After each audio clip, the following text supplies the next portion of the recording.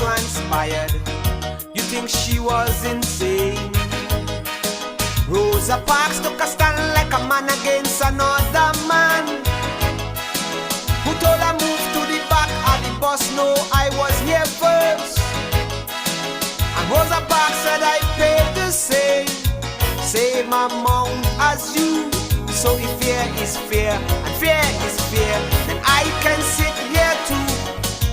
Now in present time, her freedom star spike has turned to pine. When we poison black people's thinking, we got freedom but we destroy lives. Double standards, same words, no rhyme. We rather just push and shove, teach hate not love. Why not give back our freedom, brother? We are still in the back. We're still in the back. We're still in the back at the bus. To the Lord, to the Lord.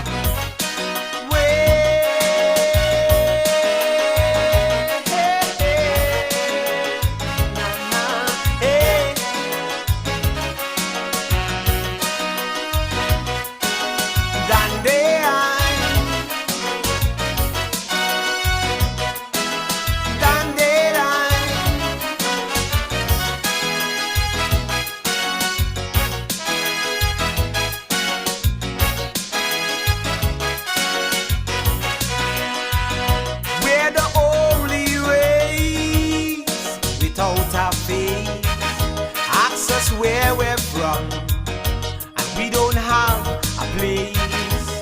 Caucasians have America, Spanish have Spain, Orientals in Asia. I think you know what I'm saying. Now some black people of the Caribbean want no part of Africa. If you tell them come let we go back home, they say These youths don't understand. We all have to take a stand, cause with the influence of different cultures, we turn to criminals and money vultures. And music reflects this crime, with distasteful and filthy rhymes influencing young people's thinking. Hip-hop, rap and dance hall makes without mother ball. And only guns we know in black movie show. We don't corrupt our kids with love no more. We're still in the back. We're still in the back. We're still in the back at the bus. To the Lord, to the Lord.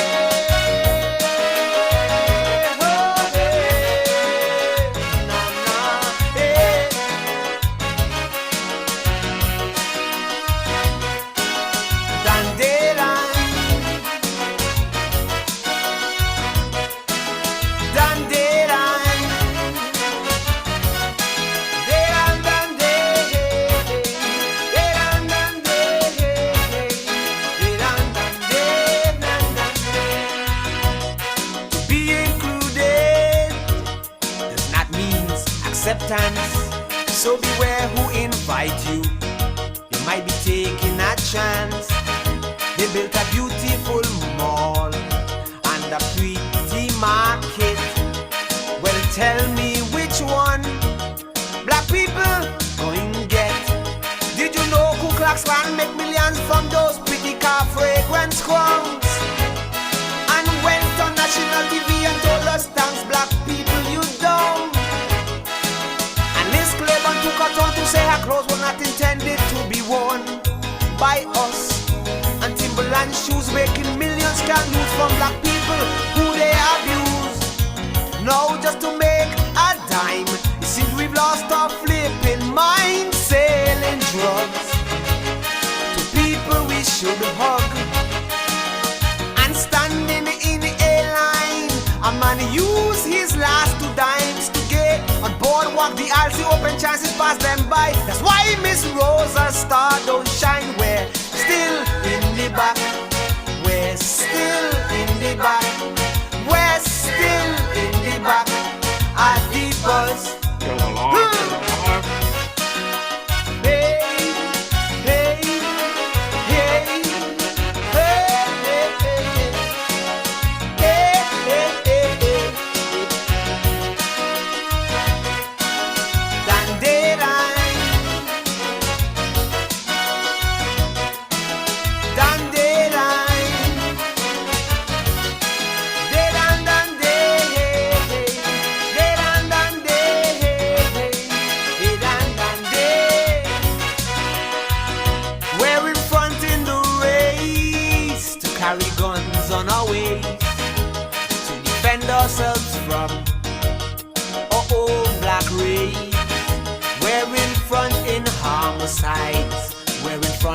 assaults.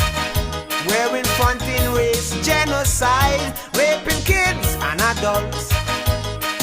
We're in front in the race to have the most people locked up in jail. And we're leading the pack to have the least to come out or on bail. And if you don't think the system will, every time a black person fails, take a closer look, cause by hook or by crook they finding money to build us more jails. Now I hope you see that it's time for us to get off our black behinds and do something to change young people's thinking. Give them knowledge, wisdom and pride before thoughts of destruction control their minds. Forget the guns and the drugs and the money, give them love. For God's sake, let's all help somehow, or we'll be still in the back. We'll be still in the back. We'll be still in the back at the bus. We'll be still in the back. We'll be still in the back. We'll be still in the back at the bus. We'll be still. We will be still. We don't want to be still in the back at the bus. Yes, songs of the man King Ible Jr., the big man out of the Virgin Islands there, St. Thomas to be exact. I'm DJ Maurice, and I'm coming to you live and direct from my bunker in the Republic of St. Paul this afternoon. Yes, the DJ is back in the Federation of St. Kitts and Nevis after a little tour around the Atlantic there, I must say across the Atlantic, from Sweet Sugar City via Miami, via New York, over there to London and to Birmingham. Back to London, back to JFK, the Boogie Down Bronx, now back in the Federation of St. Kitts and Nevis. And my good people, it appears as though mentally our people in St. Kitts and Nevis, whether locally, regionally, internationally, some of them are still in the back of the bus with their mindset, with their thinking, and some of their loyalty to these corrupt politicians. So we're going to be dropping some clips this afternoon, this evening, to try and bring awareness to the general public, as well as empower our people of St. Kitts and Nevis who wishes to be empowered with the information.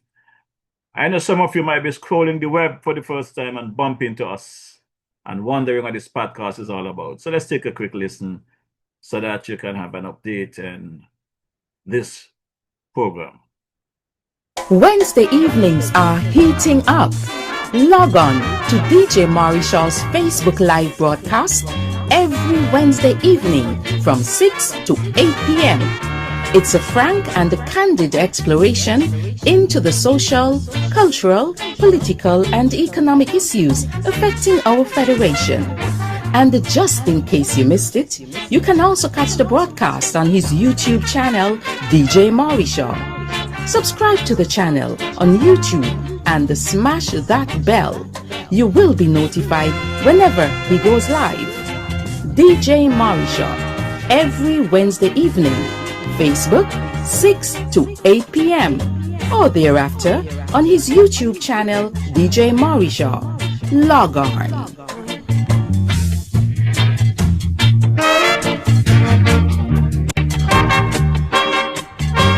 Yes, you heard it right. The DJ is here each and every Wednesday evening from 6 to 8 p.m. locally in St. Kitts and Nevis regularly. But due to some issues with the Facebook app, we come a bit early so that everyone who's looking forward to see the DJ at 6 p.m. that we are on time to give you the real deal, the real McCoy of all the information and to ensure that you don't miss out on anything. My good people, as we kick off this evening, this afternoon is no different to what I will do weekly. We have a commentary here from Brother G.A. Dwyer Astafan for today, Wednesday, 4th February, 2026. So let's kick off with Dwyer's commentary this afternoon. Greetings.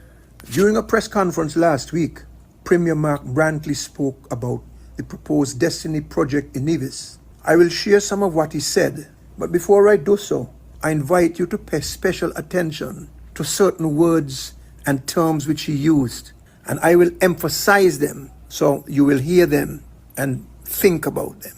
The words are very strong and clearly intended to send a message, which is fine. He said that after exhaustive, that's a strong word, after exhaustive town halls, stakeholder meetings and feedback, and after exhaustive, he repeats the word, engagements with the proposals of the Destiny Project, and after the agreement had gone through various iterations, many, the Nevis Island administration signaled, that's another strong word, Prime Minister Drew, that the Nevis Island administration were comfortable with what had been proposed, and that on December 23rd, 2025, the Nevis Island administration communicated their decision to approve this project to the Prime Minister.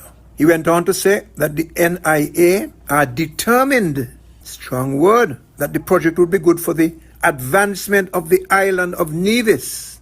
And it is a Nevis project. He said that twice. It is a Nevis project.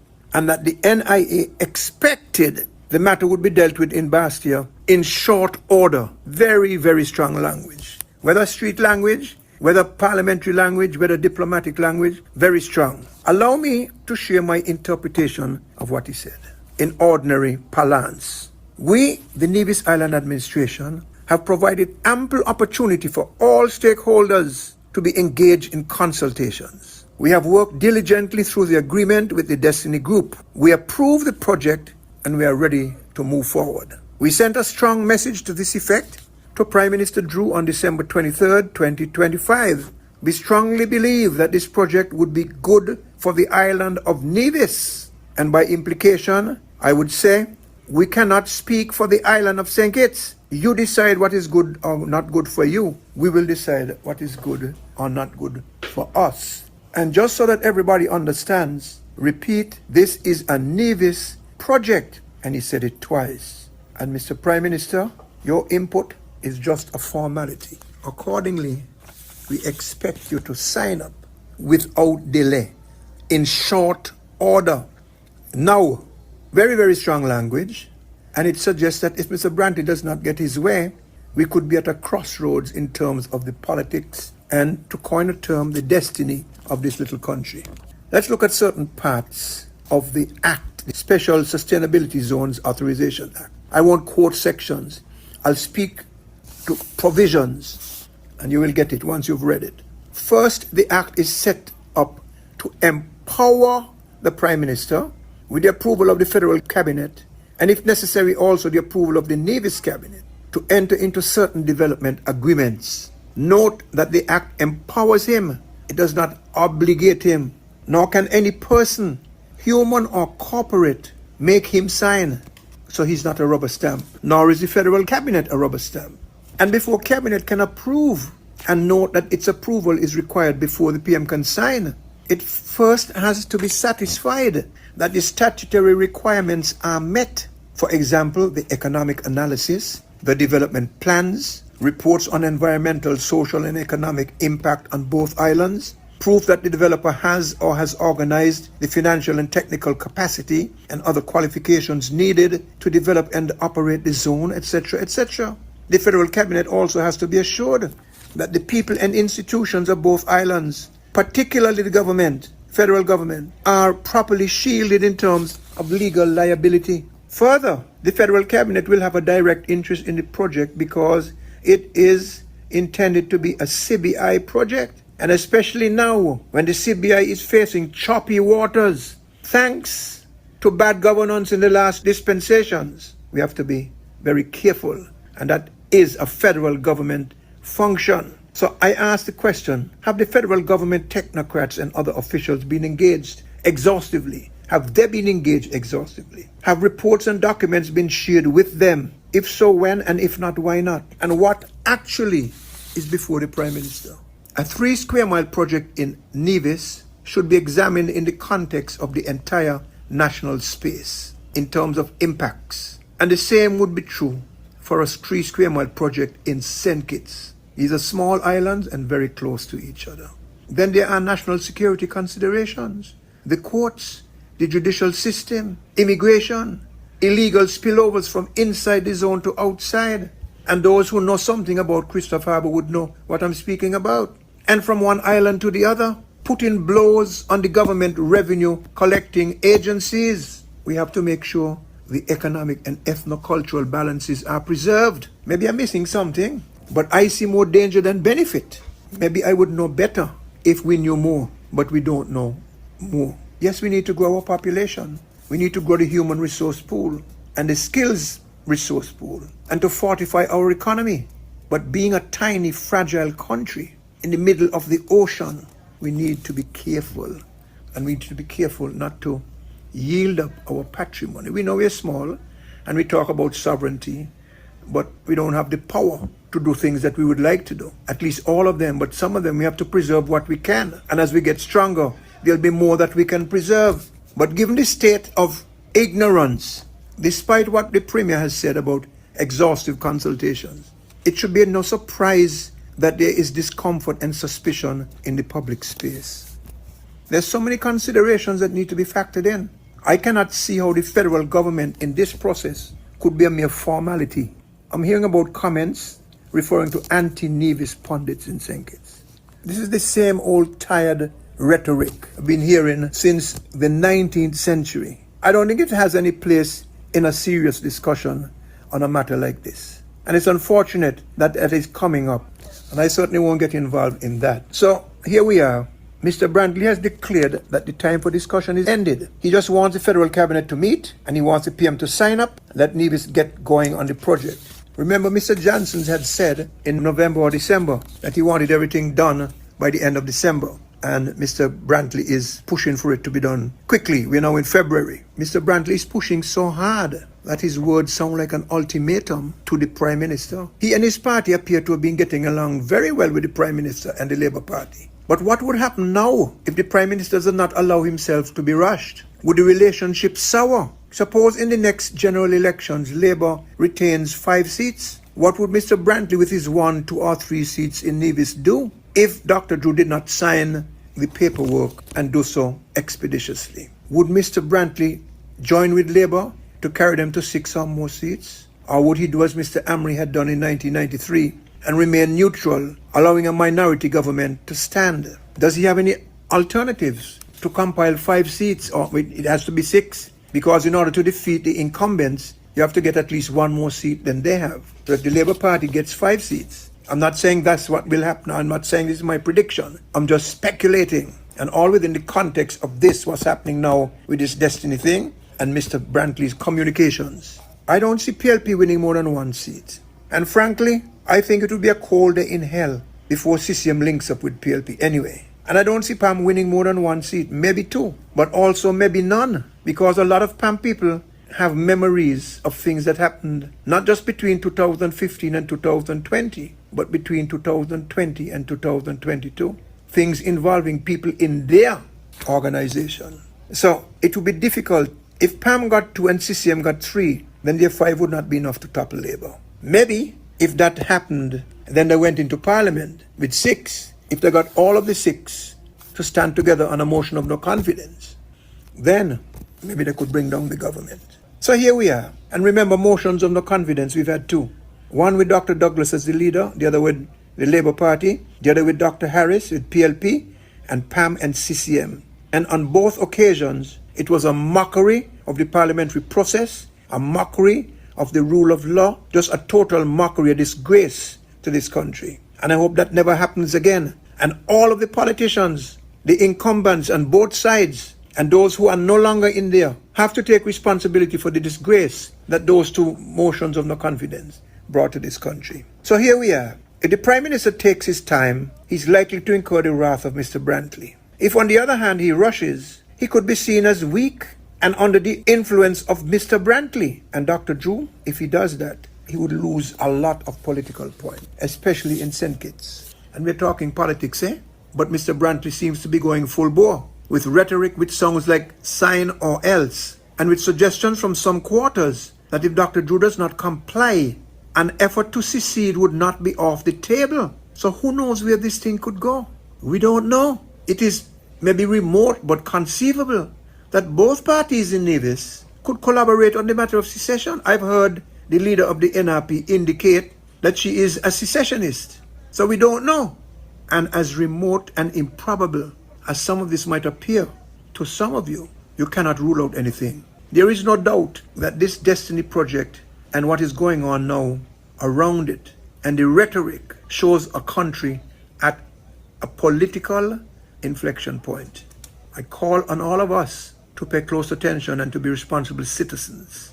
Thank you. I think Yeah, Brother Dwyer. As usual, I thank you for highlighting those topics that you highlight, but I will start at the end of your commentary. While you're calling on our citizens to play a role in a positive outcome for the country, it would be nice if you be honest with the people of St. Kitts Nevis, home locally, regionally, and internationally. Dwyer, you and I know that you're spinning as hell for this Dr. Juliet Labour administration. Whatever the reason behind your spin bowling, I don't understand it. I'm not going to try to understand it. I have the time. I'll wait it out and see where you're going with this spinning. Because, Dwyer, I know you're capable of calling out things. I participated in a campaign with you back in 2022, where we went full bore after the former Team Unity administration. You have no issue calling out Douglas. You have no issue calling out Harris. But for whatever reason, your tongue seems to have a different angle to call a spade when it comes to Prime Minister Joe. And partner, come hell or high water, this Dr. Juliet Labour administration will be history in the next general election. Doesn't matter how you spin. You know, Brother Dwyer, at the age of 78 years, I tried to be a little lenient with you and be reasonable. But how reasonable can the DJ be with you when you're going to be misleading the masses, so to speak? You are a former cricketer, Dwyer. I still bowl a little medium pace here and there. And your run up is weak. You're running all over the place before you get to the stumps. And even when you get to the stumps, you spin bowling. If you're going to run, you need to bowl a medium pace or a little more hotter pace and the popping crease. Rack the pads. Call truth to power. Then you got me supporting your endeavors. But, you know, we all was a part of the campaign in 2022, Dwyer. Whatever we campaigned and that was wrong in 2022, that is still happening today, Dwyer, must be wrong today. It cannot be wrong because your friend is the Prime Minister, or you got colleagues that are benefiting, our family, or you yourself might be benefiting. Wrong is wrong and right is right, Dwyer. I wasn't the one that started off calling the Galaxy Prison Project corrupt or illegal or whatever. It was you guys started it. It was Dr. Ju started it.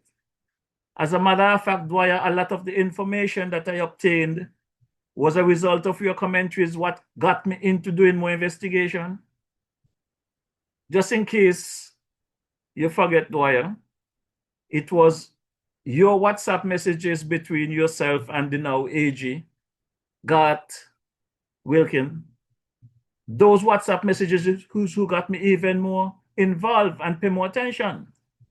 Because those WhatsApp messages that was made public and became a part of the court papers, the court document between MSR Media and the government of St. Kitts and Nevis, those WhatsApp messages came from you, Dwyer.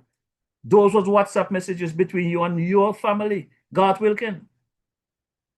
Those messages could have only been accessed to the public by either you giving them to somebody or God giving them to somebody. One of you. But the bottom line is they made it into our St. Kitts Nevis court system as evidence. The DJ got access to them as a result of them becoming a part of that case, the underselling of our CBI. And one of those WhatsApp messages that stands out is a message to you, Dwyer, coming from God, that said the individual that did this setup with the CBI and the underselling, with the prison project and all of this stuff, was a good scam. And I will continue to ask that question.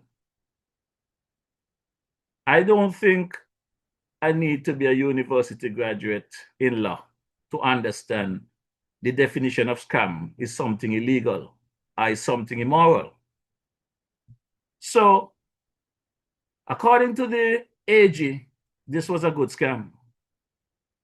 But the AG was sworn in back in 2022 as the new Attorney General. No one has been charged for that matter. The matter seems to be dead on arrival. Dwyer, we had the principal owner of Galaxy at the United Nations gathering in 2022, along with a gentleman I understand who is also was an ambassador at the time in the UK representing St. Kitts. These are two individuals that have our money tied up overseas. That is what I understand. That is the allegation. That is what the court papers are showing. That these individuals, there was the kingpin, and maybe still is the kingpin of our CBI. You are aware of it, Dwyer. Dwyer, you advised Dr. Joe in front of the DJ to kill the prison project, Dwyer. As a matter of fact, in a couple of your commentaries back and recently, I heard you saying to the Prime Minister that the underselling that he denied was taking place, even though he knew, because you told him prior to him taking office, he knew of it because he campaigned on it. And even after he became Prime Minister, Dwyer, you have been advocating for this situation to be addressed. And without going too deep in any details, Dwyer, if you're not going to come clean with the people of St. Kitts and Nevis, I look at you as a colleague. I don't look at friends, I look at colleagues, because friend is a very strong word. And Dwyer, I think you have shown me love and respect, and I've shown you the same. But one thing we're going to disagree on. When you guys are going to mislead the general public, lie to the people, the DJ won't be a part of it. That is where we draw the line. So if it means that you're going to get upset every time I have to make a comment on your commentary, so be it.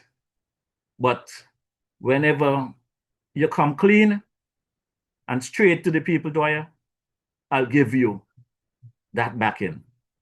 But when I see you're going to come short and trying to give the impression that this corrupt Prime Minister we have there, because he's corrupt, very simple. He knows he have done a lot of corrupt shit. He knows his actions are very corruptive. He knows the type of AG he has in his cabinet. He knows that a judge had spoken on the situation with the Nanny Gate matter, and the AG should not be there.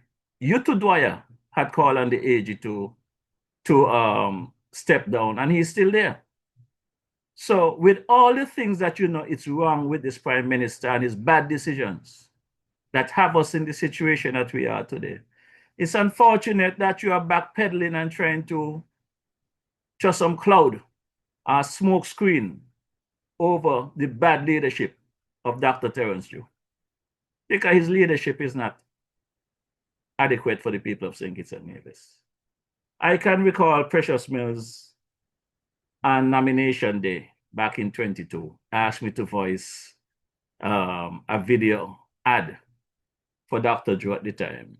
And I made it clear in my clip that for the country to move forward, we need a Dr. Terence Drew to take the country forward. And I can tell you, that was the last posting that Dr. Drew did on his Facebook page, or his media pages, the night before the election of 2022. So he put that on his page on August 4th, 2022, my endorsement. And I have lived to realize what many individuals within the Labour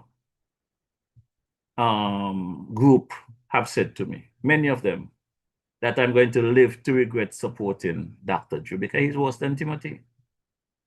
So when you're going to be going after Timothy and Douglas, I'll give you a fair game for going after them. But just the same, Dr. Drew is doing worse than them. He have done more damage to this country than anything else. His lies.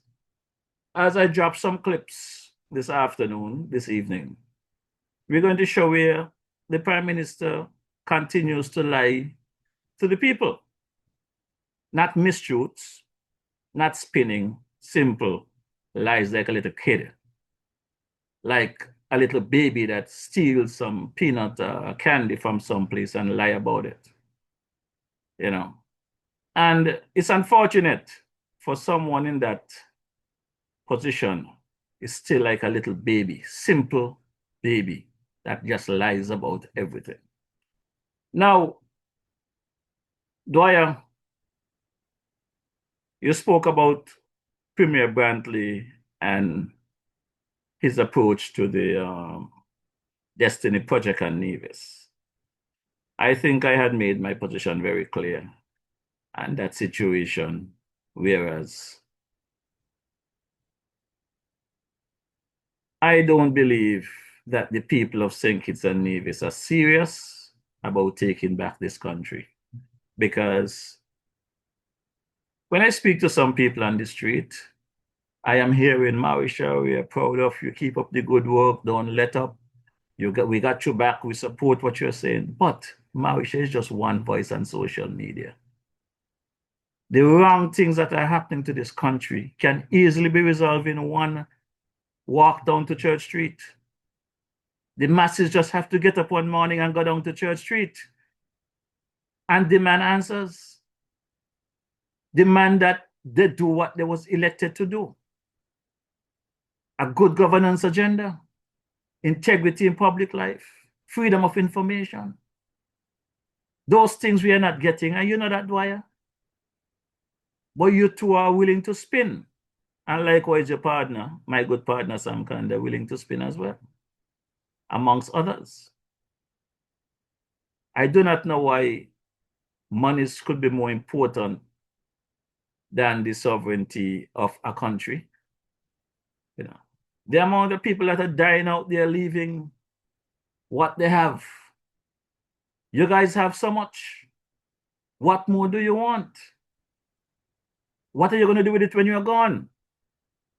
You cannot take it with you after 78 years, Dwyer. I think you and I are closer to our grave than living. So I ask you to join forces and hold a foot to the fire like we did back in 22. Speak truth to power.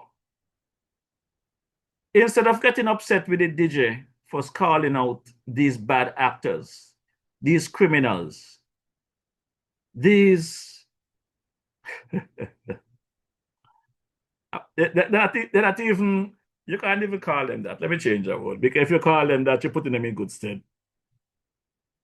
But the situation is, you need to get upset with these politicians that we elect. They came and they told us they're going to do the right thing. They're going to do a good job. Dr. Ju told me right on this podcast. When I said to him, do not go in there and do what the former administration did, or worse, because you're going to have a problem with me. He said to me, Jeffrey, that could never happen. But look how easy. They are into the 4th year of their term. And is more damage done in less than 4 years to this country and to the people than what transpired in the past 7 years. As a matter of fact, I remember us, we all campaigned in 22, that in 7 years, As bad as Douglas Labour administration was, more damage was done in 7 years under Team Unity with the People's Action Movement, PAM, with the leader Sean Richards, the People's Labour Party, PLP, led by the former Prime Minister Timothy Harris, and the CCM, the Concerned Citizen Movements of Nevis, led by Premier Brantley, who was then the Foreign Minister. You all convinced the DJ that there was more damage done in 7 years than in the 20 years of Labour. That's what you all promised me, you know. That's what you all campaign. You all going to fix it. We're going to fix it together. You all promised to call out this new administration if anything of the sort. Well, how come you all want to spin? You all want to twist. You all want to change your all mind. And the DJ supposed to support your all bullshit. We agree that we're going to campaign for a good governance agenda, and we're going to demand it, and we're going to hold the feet to the fire. That's what we said at those meetings, Dwyer. True that you are going to whisper in the corner and in the back that the DJ has an agenda. Yes, the DJ has an agenda. Who haven't figured out that, not paying attention? My agenda is to fix what we put in place, the damage. This country is being destroyed by this new Juliet Labour administration. We have to fix that. And for those of you who say the DJ is upset because he don't get what he wants, I was saying, well, what did DJ want? What did DJ want that the DJ have not got? And I say, you know what? Don't defend that DJ. They are correct. You didn't get what you want because you campaign for a good governance agenda. You campaign for integrity in public life. You campaign for freedom of information.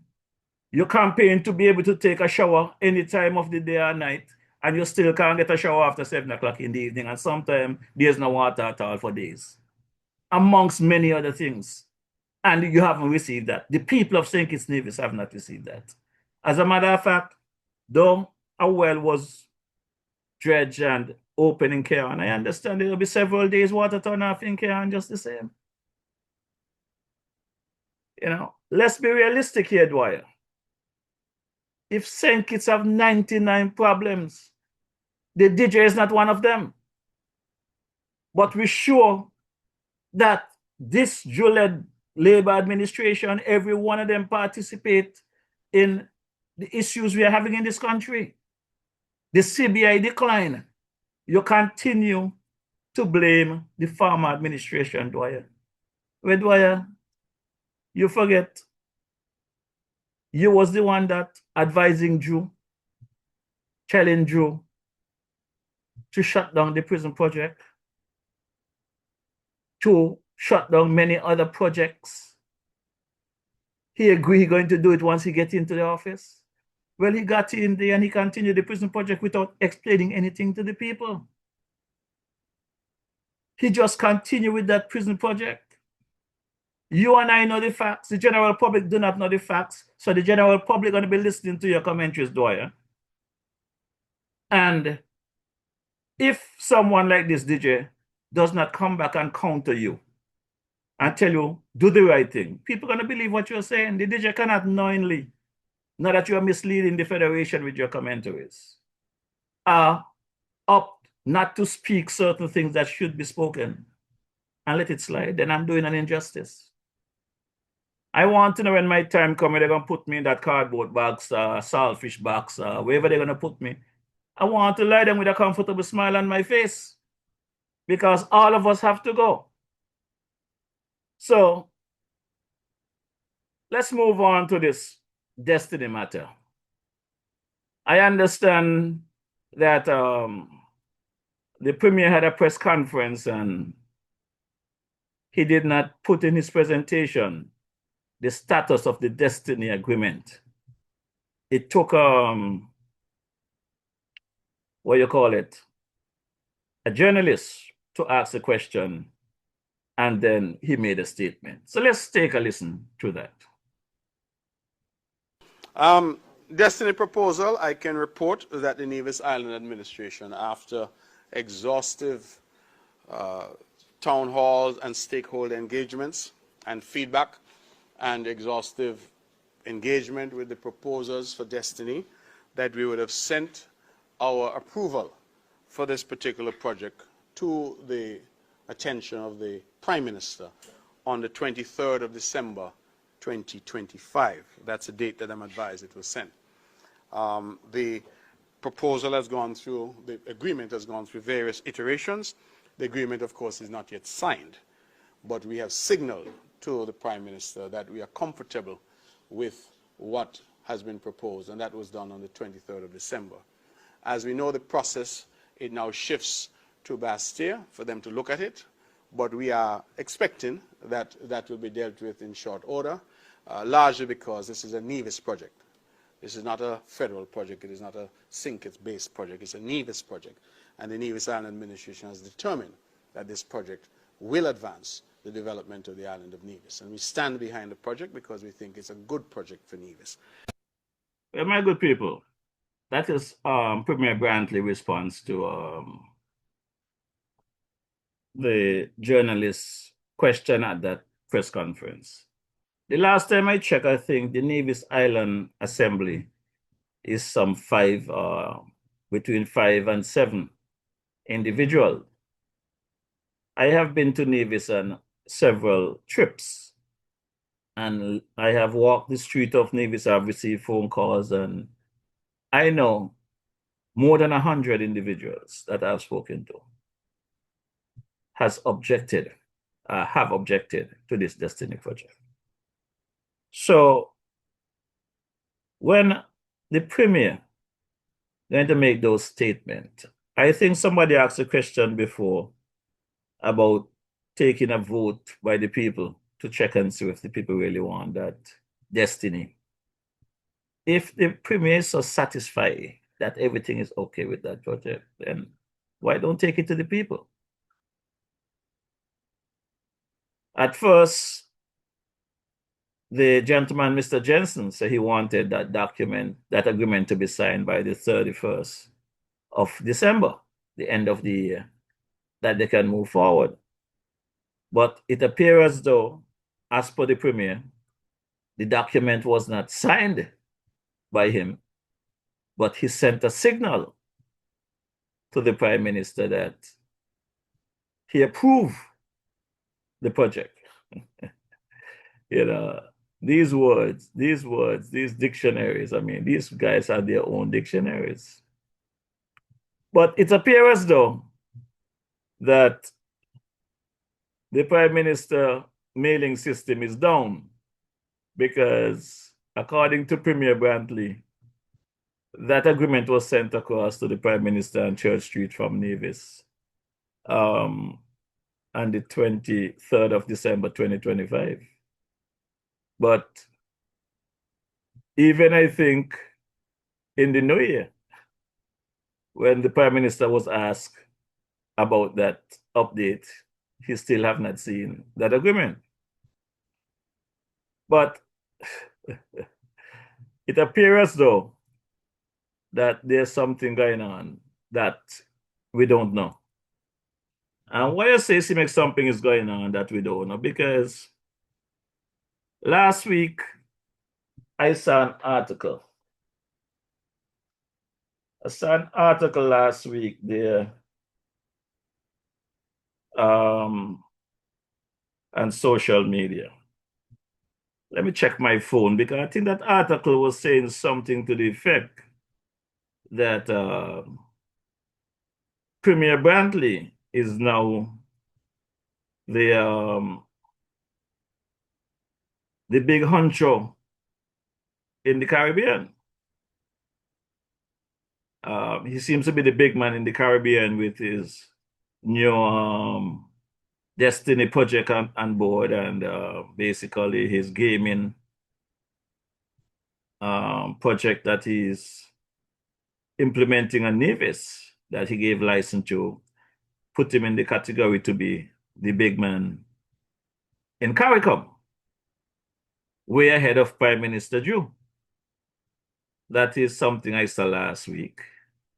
And then I run into another article there a few days ago, and my boy Dion Daniels, Dion Nevis, name is mentioned that the CBI fraud, the blueprint was written in Nevis by Dion Daniel.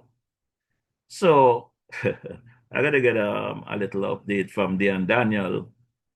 I did not know he's a fraudster.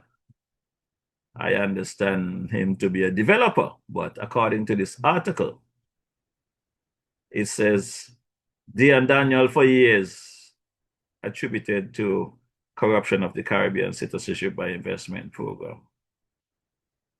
So stay tuned, my good people. There's some information going to be busting soon, you know. This weekend, we're going to see some big news hitting social media. There are some things going to be rocking the Caribbean, more so St. Kitts and Nevis. That is all I'm going to say for now, but stay tuned. There are some serious things coming out. But let's take a listen to this next clip. And there's a feeling in some quarters, and I will say it because it is true, that Nevis must stay to the back of the bus. But not while Mark Brandt is the Premier of Nevis. Not while I'm here. Because I don't belong in the back of no bus, and nobody in Nevis belongs in the back of the bus. Well, I do not know who get the Premier upset, but it appears as though the Premier did not get his agreement signed on time. So right away, the Premier is lashing out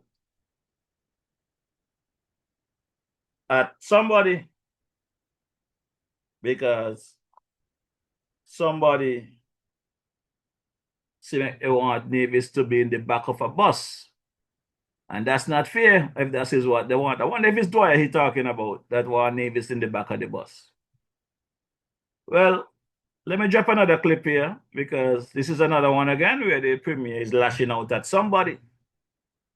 Kittians don't have a problem with development in St. Kitts. But Kittians are telling Nevisians that we should not develop the South Coast in Nevis. Oh, that could, no, sir. Oh, that could make sense. Oh, that could make sense. And that is the problem I have, and maybe people don't like, because, you know, the problem I have in the country, you know, Mr. Huey, when you talk like this, they say I'm being divisive. They like to say I'm being divisive. Well, how is it being divisive by telling the truth? Well, according to Brantley, he's telling the truth because somebody don't want to see Nevis develop. Well, I look forward to see Nevis develop, because if Nevis is developed, then I could have run across there and see my boy Carbo a bit more often. Might get a little more goat water and the pot. Because these days, Carbo is struggling, I understand. You know, when Carbo was cooking 80 pounds of meat, to make it back down to 40 now. So I would hope that they do what they need to do to get their things back on track up there for my boy Carbo to do his thing. But my good people, it didn't stop there now. It did not stop there. Let's drop this next clip here where my boy my boy Brantley really was on a roll this week. So let me drop this one. A whole bunch of them are happy now. A whole bunch of them I have. I know them. And I could tell them all who done thief from where they work. Whether it's bank, whether it's CFBC. All who done get kicked out of high school because them trouble the underage girls up at high school. And I have the emails to show. There's a fella around here that says the Nevis Epstein. All of these people have been engaged in skullduggery. You know why I don't go down the road? Because I said at the end of the day, how does that create a job in Nevis? At the end of the day, how does that solve housing issues, water issues, health issues, infrastructural issues, electricity issues? The answer is it doesn't solve anything. It doesn't take us anywhere. But sometimes when you hear the people and you look at the character, as the old saying say, when you examine the horns, you say to yourself, is this mortal here really saying those things about me? But me never thief nothing from nobody. I have never stolen anything. There is no place in the world, and I've worked in other places in the world beside Nevis, that they could say Mark Brantley left and money missing. It has never happened. There is no place in the world that I've ever worked where they can allege that I molested or tried to molest anybody. It has never happened. I have sought to do things the right way. Not to suggest that I'm perfect, I'm far from. But I'm just saying sometimes that when you're throwing stones, but you live in a glass house. In fact, your glass is so thin, it's like eggshell. And I sometimes wonder, what would Nevis be like if the CCM responded in kind? Think about it. What would Nevis be like? What if I were to release the emails that I have of a grown man, a teacher, hitting on this little girl in school and telling the little girl all that he dream about her? A grown man. But that man is attacking me and attacking others and referring to us in the most derogatory ways. Somebody said he should be renamed Epstein, the Epstein of Nevis. But if we, as CCM, were like that, you see where we would end up in Nevis? It would be nasty. It would be dirty. It would be terrible. And you know what the problem I have with it, ladies and gentlemen, is that a lot of young, capable, able Nevisians are looking on. And they're saying, boy, I don't want to get involved in politics because politics is nasty. And so rather than seeing politics as an opportunity to serve, to engage with public service, to help people, to advance ideas that help the country, they say it's nasty, I'm going to stay away from it because I don't want nobody to tell me about my mistakes. And which of us has not made mistakes? Which of us? Remember in the Bible when they wanted to stone the woman? Says she was a woman of ill repute. And Jesus himself said to the persons gathered with their rocks to pelt at the woman, he that is without sin, let him cast the first stone.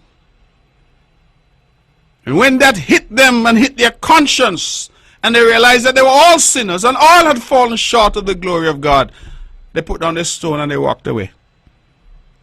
He that is without sin, cast the first stone. There are too many people in Nevis right now pontificating, attacking people, and they behave as if we don't know them.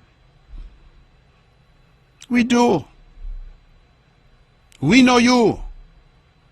And so every lie that you make up and every attack and every personal thing that you do, we know you. And ask yourself the question, why is it that some in the name of politics can only attack people personally?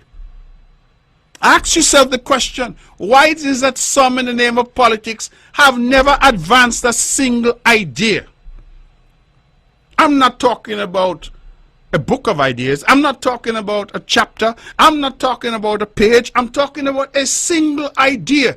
When these phones open this evening, I want you, if you're out there, to call in and say to me one idea, one, not two, one idea that the opposition has championed to advance the people of Nevis. Just one. Because you see, I have lived long enough to know that criticizing is important. In fact, the people who are criticized tend to be the people who are trying to make a difference. Those are the people that you criticize, you know. Those who are out there doing something. The person who's on the field of play, while you sit in the pavilion, you say that person can't bowl. That person can't bat, you know. My good people, we are in some serious times in St. Kitts and Nevis.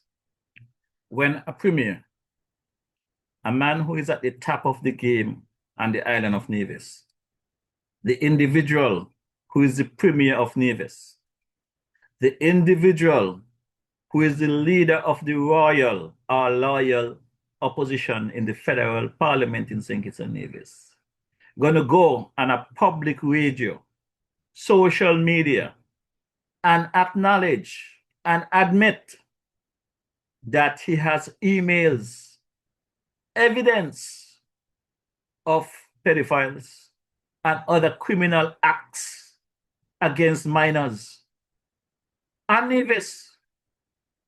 But there is no DPP, there is no AG, there is no white collar unit that has knocked on his door at home or at his office door and demand to see these evidence and to take action. Because what? It seems as though all of them, as my boy Patchy say, is peas in the pod. They're not pigeon peas. They are corrupt peas. All of them. Every last one of them. This is why a premier can't speak publicly of thieves that he's aware of. It's a common practice. It's a lawless country that we have here in St. Kitts and Nevis. So my good people, when you all hear the US government coming down on our leaders within the region to do the right thing, I'm not saying the US is perfect, but the US is not going to stand for all the bullshit that they've been telling the US, that this is not happening, that is not happening, when they could say it. We, the citizens of St. Kitts and Nevis, have to wake up and understand that we have to take matters into our own hands, because guess what? Is the country and the citizens paying the price. Not the Dwyer fans, not the Sam Condors, not the Dr. Douglas, not the Dr. Martin, not the Big JL, not Dame Liebod, not the AG. Them, they could commit any kind of crime at the top and get away with it. I remember when Donald Trump was running for president of the United States, he said he could go on Fifth Avenue, shoot someone and get away with it. Well, that is worse than that happening in St. Kitts and Nevis. On a daily basis, as I am here, I got to thank my uncle there, Joseph Emmanuel. I remember when Uncle Joseph said to me, Jeff, you are doing a very good job on your program from North America. But if you want to see what is really going on in the country, you have to be in the country. And my good people, I have no regrets.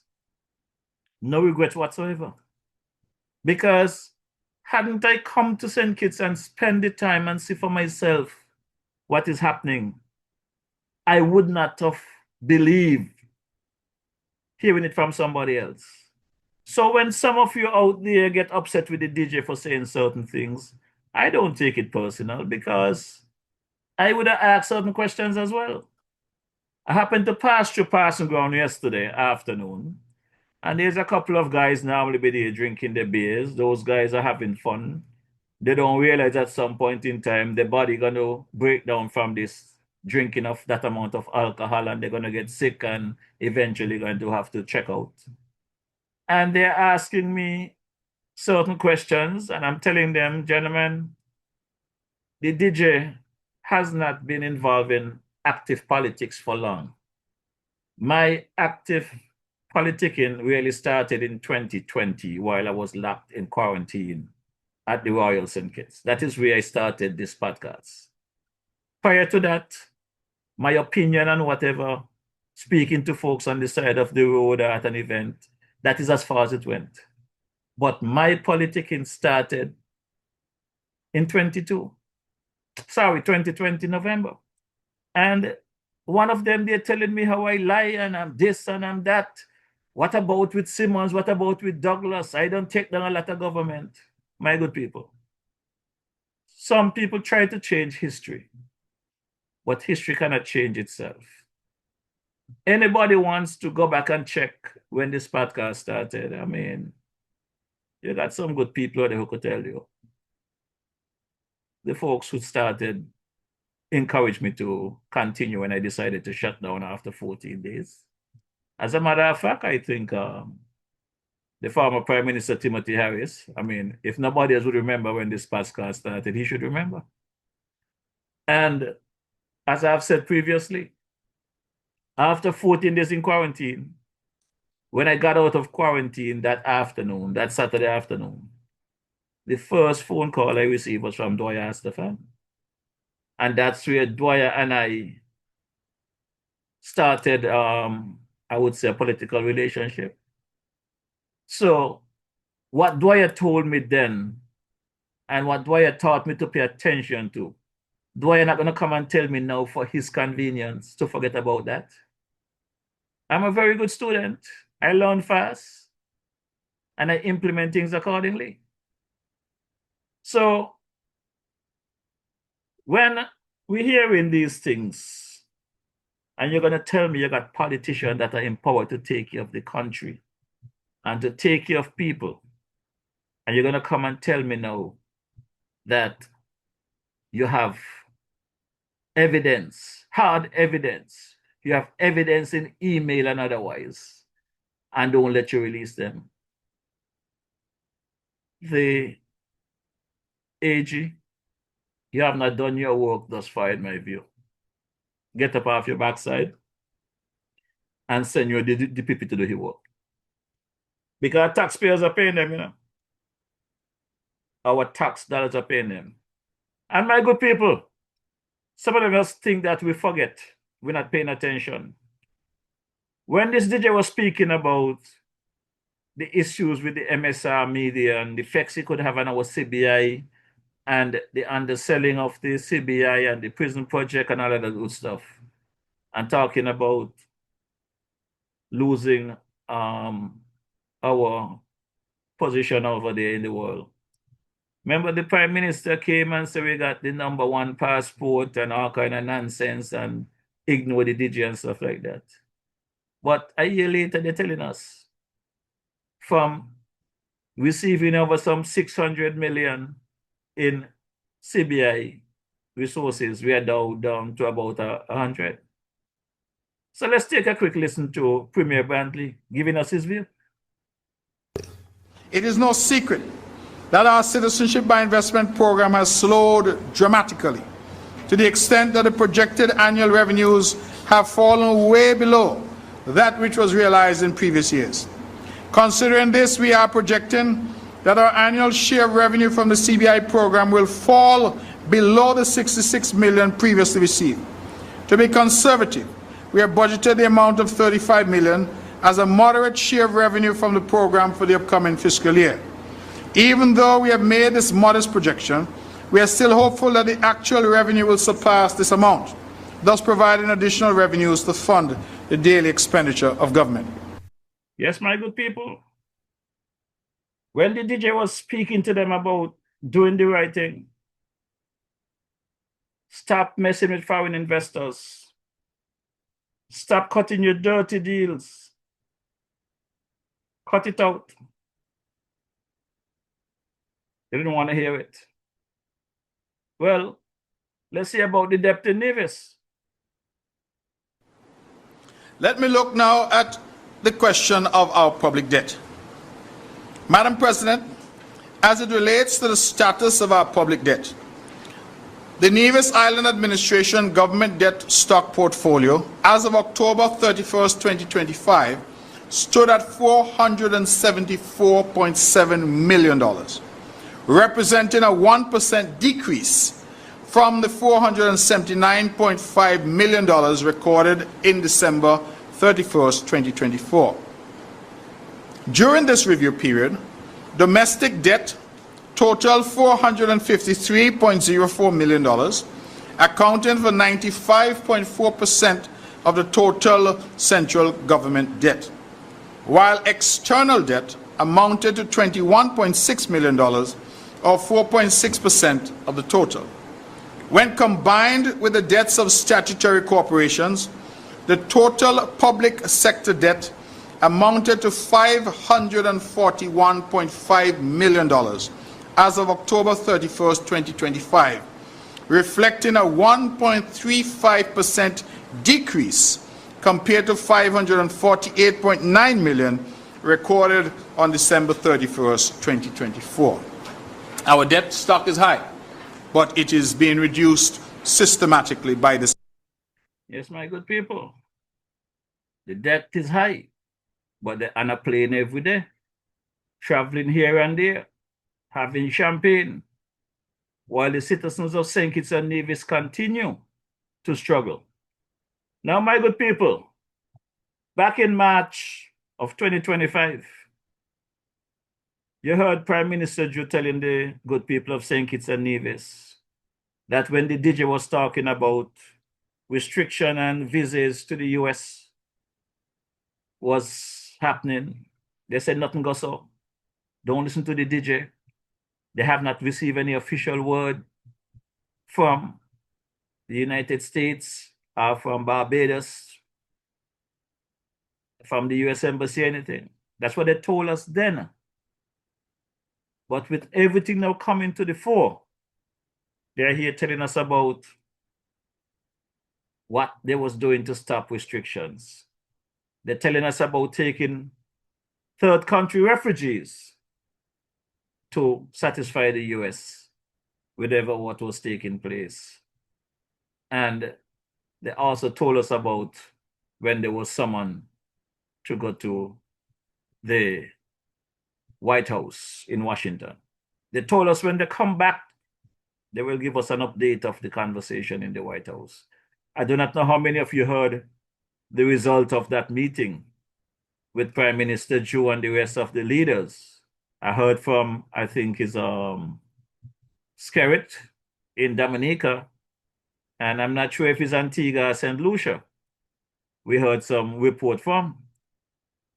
We are yet to hear from Prime Minister Drew about what transpired in that meeting. Let's take a listen. We're at risk of losing our visa-free access and so forth, and risk of becoming a jurisdiction that could have been a threat to international security. And our international partners were very concerned. And that is why I had to go through a number of iterations of changing the regulations to save the CBI program, to say to the international partners that we are a responsible jurisdiction, and things that happened, that I can correct them and make the program transparent, be properly governed, and we can have win-win-win-win. And so that, of course, had its own consequences, because we would see naturally a decrease in some of the revenue generation, while we have to do all these things to maintain the program for the long term. So, my good people, that's what they're telling us now in 2026. But back in 2025, when I brought up the discussion about the visa restrictions, they said that wasn't true. Ignore the DJ. Fake news. They didn't hear nothing from the US State Department. But now they want us to believe what they're telling us about their negotiations or non-negotiation thereof. But the clips will continue. The clips will continue because there's a whole lot of stuff. I am telling you, a whole lot of stuff here that we have to bring to you this evening. So we're going to travel on to this one here, where the Prime Minister also said that back in the day when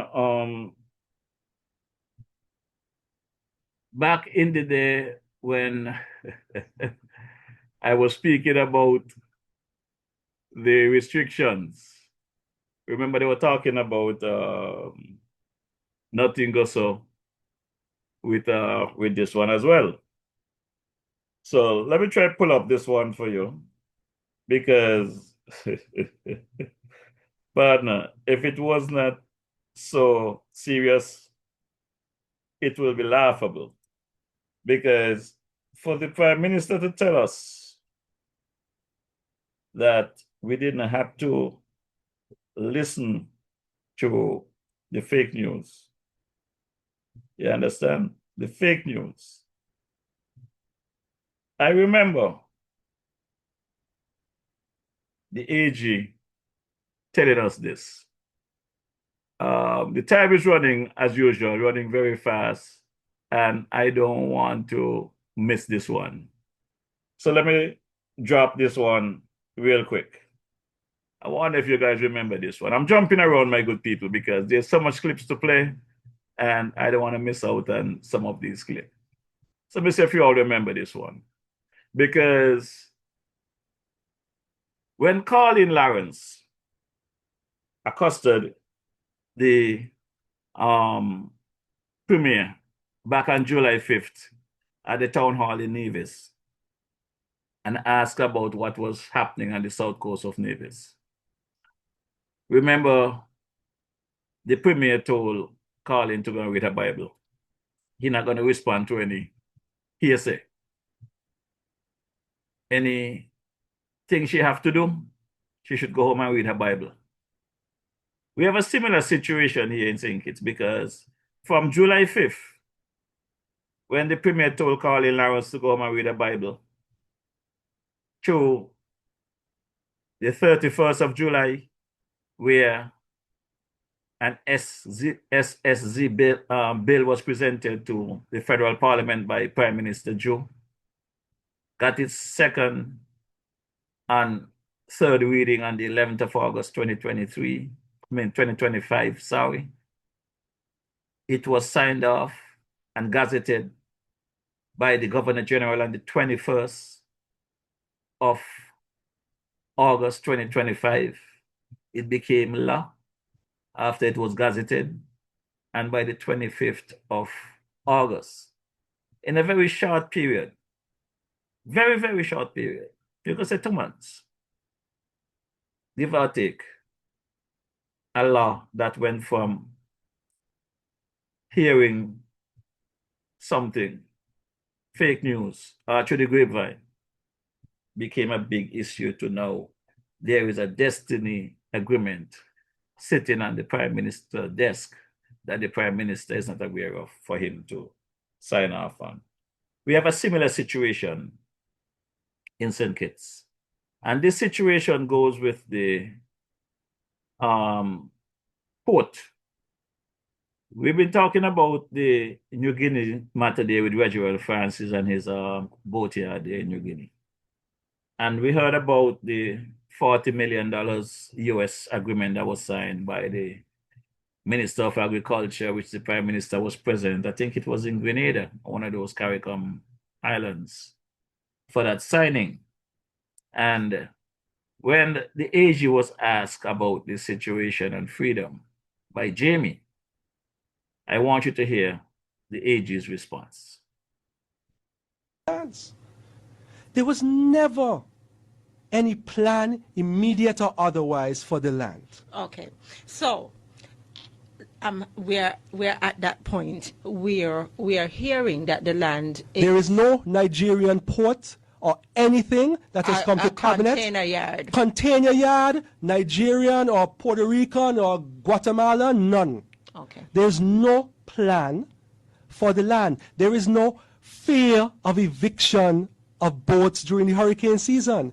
This is all an orchestrated PR plan to try to put pressure on the government to forego the government's claim. And I told you in half a tree about the pier that we are looking to bring to New Guinea.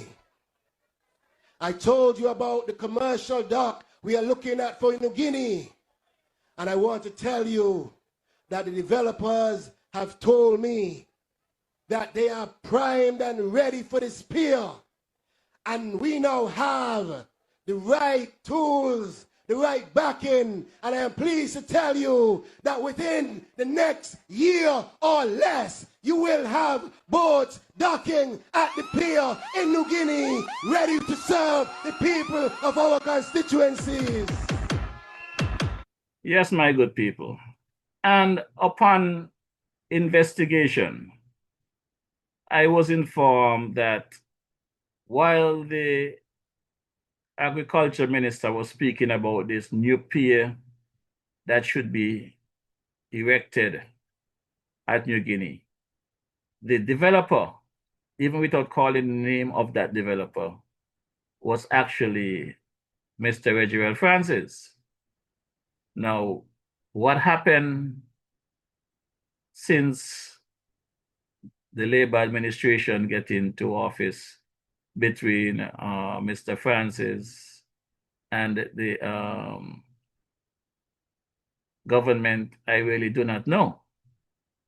But I can say this much, that the situation with Mr. Reginald Francis is still ongoing. And I just want us to take a listen to this clip. And I would like to know if this pier is not intended to be placed in the New Guinea area. I would like to know from the Prime Minister and from the AG where this Nigerian or this African is scheduled to set up this production.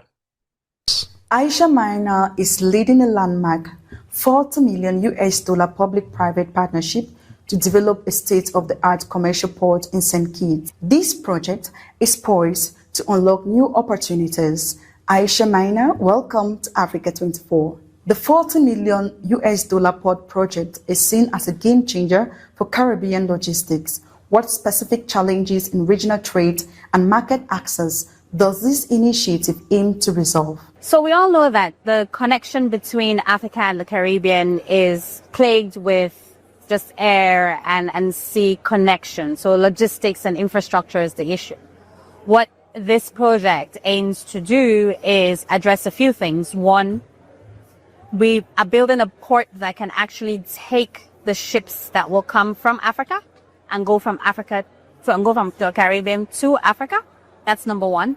Number two, we're building a hub in St. Kitts that will ensure that we can collate the raw material in the Caribbean, process it, package it, put it back on the ship, and can access markets in Africa and markets in South America.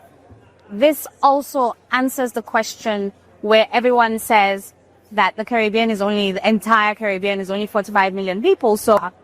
And what this project will do is basically collate products, raw materials from the Caribbean and South America, put it in a hub, manufacture different products, process some of it in terms of packaging, and put it on the ship that can go back to Africa. So my good people, I am waiting to hear from the Prime Minister or the AG to come and tell us where this port is supposed to be built or erected, and what is the status of Mr. Reginald Francis' issue there at the New Guinea area. My good people, as the trouble continues, the Prime Minister always putting his foot in his mouth, and his mouth won't get him into a lot of trouble. It already got him into trouble with this statement. So for those of you who might have forgot that when the US government speaks, they speak with authority. And for those of you who have been paying attention over the last couple of days, you would have heard the Prime Minister of St. Lucia stated that St. Lucia no longer send their citizens to Cuba to study, as in the past was happening within the region. So let's take a listen to the statement by Prime Minister Joe that got him in trouble with the US government.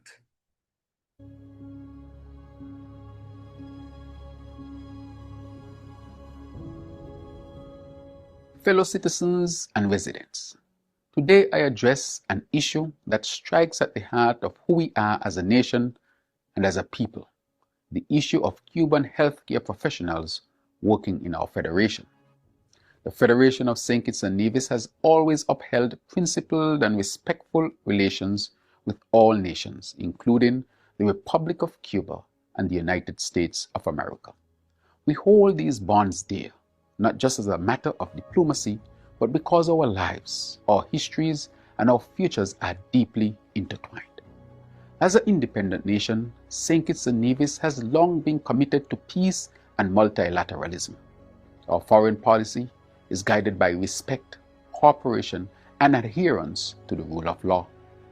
Cuba has been an indispensable partner to the Caribbean, and we believe its full integration into hemispheric development initiatives benefits all. A stronger, more prosperous Cuba is in the best interest of the Americas and the Caribbean, enhancing our collective security and sustainability. Equally so, the United States has been an invaluable development partner, and we are grateful for their contributions to our federation over the years. We are committed to strengthening our relationship. Many of us in St. Kitts and Nevis and across the Caribbean have benefited immensely from the opportunities provided by Cuba. I, like so many of my fellow citizens, had the privilege of receiving a first-class education in Cuba. Additionally, I had the opportunity to pursue specialization studies in the United States of America. This unique background highlights the importance of our relationship with both countries and is an example of the importance of that relationship to our socio-economic and political development. Our history proves that these two nations, despite their differences, can coexist in a way that benefits the people of this region. Since 2003, St. Kitts and Nevis has welcomed Cuban professionals who have come not as outsiders, but as family, helping us build a stronger, healthier, and more resilient nation. Our Cuban healthcare professionals have saved lives. Our Cuban-trained professionals have become pillars of society. Let there be no doubt. Cuban professionals in St. Kitts and Nevis are treated with dignity, fairness, and respect. They are provided with comfortable housing at the expense of the government. They receive compensation commensurate with the well-established and statutorily approved government pay scale for professionals with similar expertise. They retain their passports, are free to travel, have vacation leave, work standard hours, and enjoy working conditions equivalent to those of local professionals. Let me be unequivocal. St. Kitts and Nevis values its relationships with both Cuba and the United States. We are a friend to all, an enemy to none.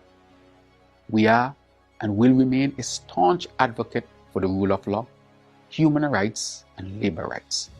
Any accusations of exploitative labor practices in our federation are inconsistent with our laws and values. As a people whose ancestors suffered for over 300 years through forced labor and human trafficking, we have never and will never tolerate human trafficking practices on our shores or anywhere. For this matter specifically, we have to assess the deeper truth. Division between Cuba and the United States of America does not serve the interests of our region. It does not help our people, our economies, or our shared vision for a more stable and prosperous region. It is time for dialogue. I call upon the leadership of Cuba, the United States of America, and CARICOM to come together in a spirit of mutual respect. The challenges we face, economic stability, healthcare, security, are challenges we must face together. Isolation and confrontation will only serve to deepen our struggles. Cooperation, on the other hand, will uplift us all. Until then, St. Kitts and Nevis as a sovereign nation will always make decisions that align with the best interests of our people. Our policies are shaped by our principles, our commitment to justice, and our unwavering dedication to upholding our national sovereignty. Our decisions are guided by fairness, regional solidarity, and the imperative of sustainable development. Under my leadership, St. Kitts and Nevis will continue to engage both Cuba and the United States of America. We take pride in our values, cherish our partnerships, and remain firm in our independence. We remain committed to constructive diplomacy and fostering relationships that uplift our people and advance stability in the region. Our voice on the global stage will continue to reflect both our principles and our pragmatic dedication to progress for all. Thank you. So, my good people, that was Prime Minister Joe when he thought that his belt was too loose. Well, he came back and tightened his belt with this message. The other thing that I wanted to bring forward as Prime Minister, that I am invited to a meeting along with other leaders from the OECS and the Bahamas to meet with the Secretary of State of the United States of America. I'm talking about His Excellency Marco Rubio. That meeting is to be held on the 6th of May in Washington, D.C. at 3 p.m. in the afternoon. I will be accompanied by the Foreign Minister Honorable, the Right Honorable Dr. Denzel Douglas. I'll also be accompanied by the Ambassador, our Ambassador to the United States of America, Her Excellency Jacinth Henry Martin, along with my press secretary. We will leave here in the early evening of Monday 5th to arrive in Washington, D.C. to attend that meeting. And the outcomes from that meeting would be shared with the people. So I just wanted to put that on the official record that we'll be traveling to Washington for this very high-level meeting, which will discuss a number of important matters to deal with international, hemispheric, regional, and of course, local issues. So that is to inform our people as to that trip that will take place on the 5th of May, 2025. So, my good people, this was a statement made by the Prime Minister in Parliament. I know he went to Washington. I've seen the pictures. I have heard from other regional leaders about what transpired in that meeting.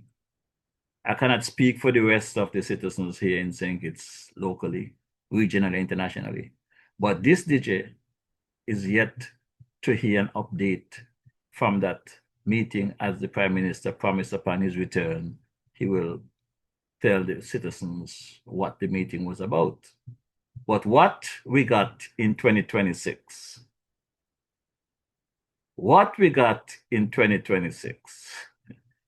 it's really amazing, because now we are hearing that, and according to the Foreign Minister, Dr. Douglas, what we are hearing is that they don't have a choice.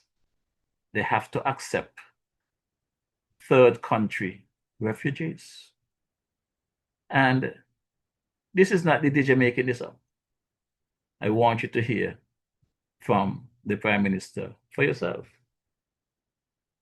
So St. Kitts and Nevis has negotiated and entered into a memorandum of understanding with the United States of America for the potential transfer of certain third country nationals. And I want us to listen carefully, who are citizens or nationals of the Caribbean community. This does not involve anybody outside of CARICOM. And this is in keeping with our CARICOM principle. And I will further say that because of security matters, it does not include Haiti at this particular time. It does not involve anybody from any other place outside of the CARICOM region. Under the arrangement, the United States may propose transfers of CARICOM nationals. This is what St. Kitts and Nevis has negotiated, without violent or sexual criminal backgrounds. The MOU contemplates jointly develop operational procedures, including capacity-based limits and logistical arrangements. So in St. Kitts and Nevis's negotiations, through our proactive diplomacy, this only contemplates CARICOM citizens. At this time, for security reasons, excluding Haiti. These CARICOM nationals, they are without violent or sexual criminal backgrounds. I think there might be different discussions with other jurisdictions, but in St. Kitts and Nevis, the CARICOM nationals, excluding Haiti at this time for obvious security matters, and thirdly, these persons cannot be violent or sexual criminals, and it has to be agreed to between our partner, the United States of America, and St. Kitts and Nevis. We are a CARICOM country. CARICOM citizens can come to St. Kitts and Nevis, and all CARICOM countries, I think, have agreed to receive their people. So it means, therefore, that this arrangement of, I would call, collaboration really is a scenario that is in keeping with our CARICOM principles. My good people, if this thing wasn't so serious, it would be laughable. If it was not this serious, it would be laughable. The Prime Minister, know that he's lying his ass off, but he come here spinning and twisting because he know he got his enablers like Dwyer and Sam and them to continue spinning this kind of stuff. And it really depends on us, the regular citizens, the flamboyant citizens on the streets, in the hills and valley, to stand up to these corrupt politicians and get a hand of our country, my good people. Because for the love of God, in nowhere in hell, any prime minister, any minister of government should think that they has the right to go out there and negotiate with any country about bringing in refugees into this beloved federation without having consultation with the citizens of this land. These are not Kittish and Division that went out to the outer world to make life and run into some problems and get shipped back to St. Kitts Nevis. No. This is not what the Prime Minister is speaking about. As you heard, the Prime Minister said in the end of that clip that all CARICOM islands, all CARICOM member states has agreed to take their citizens.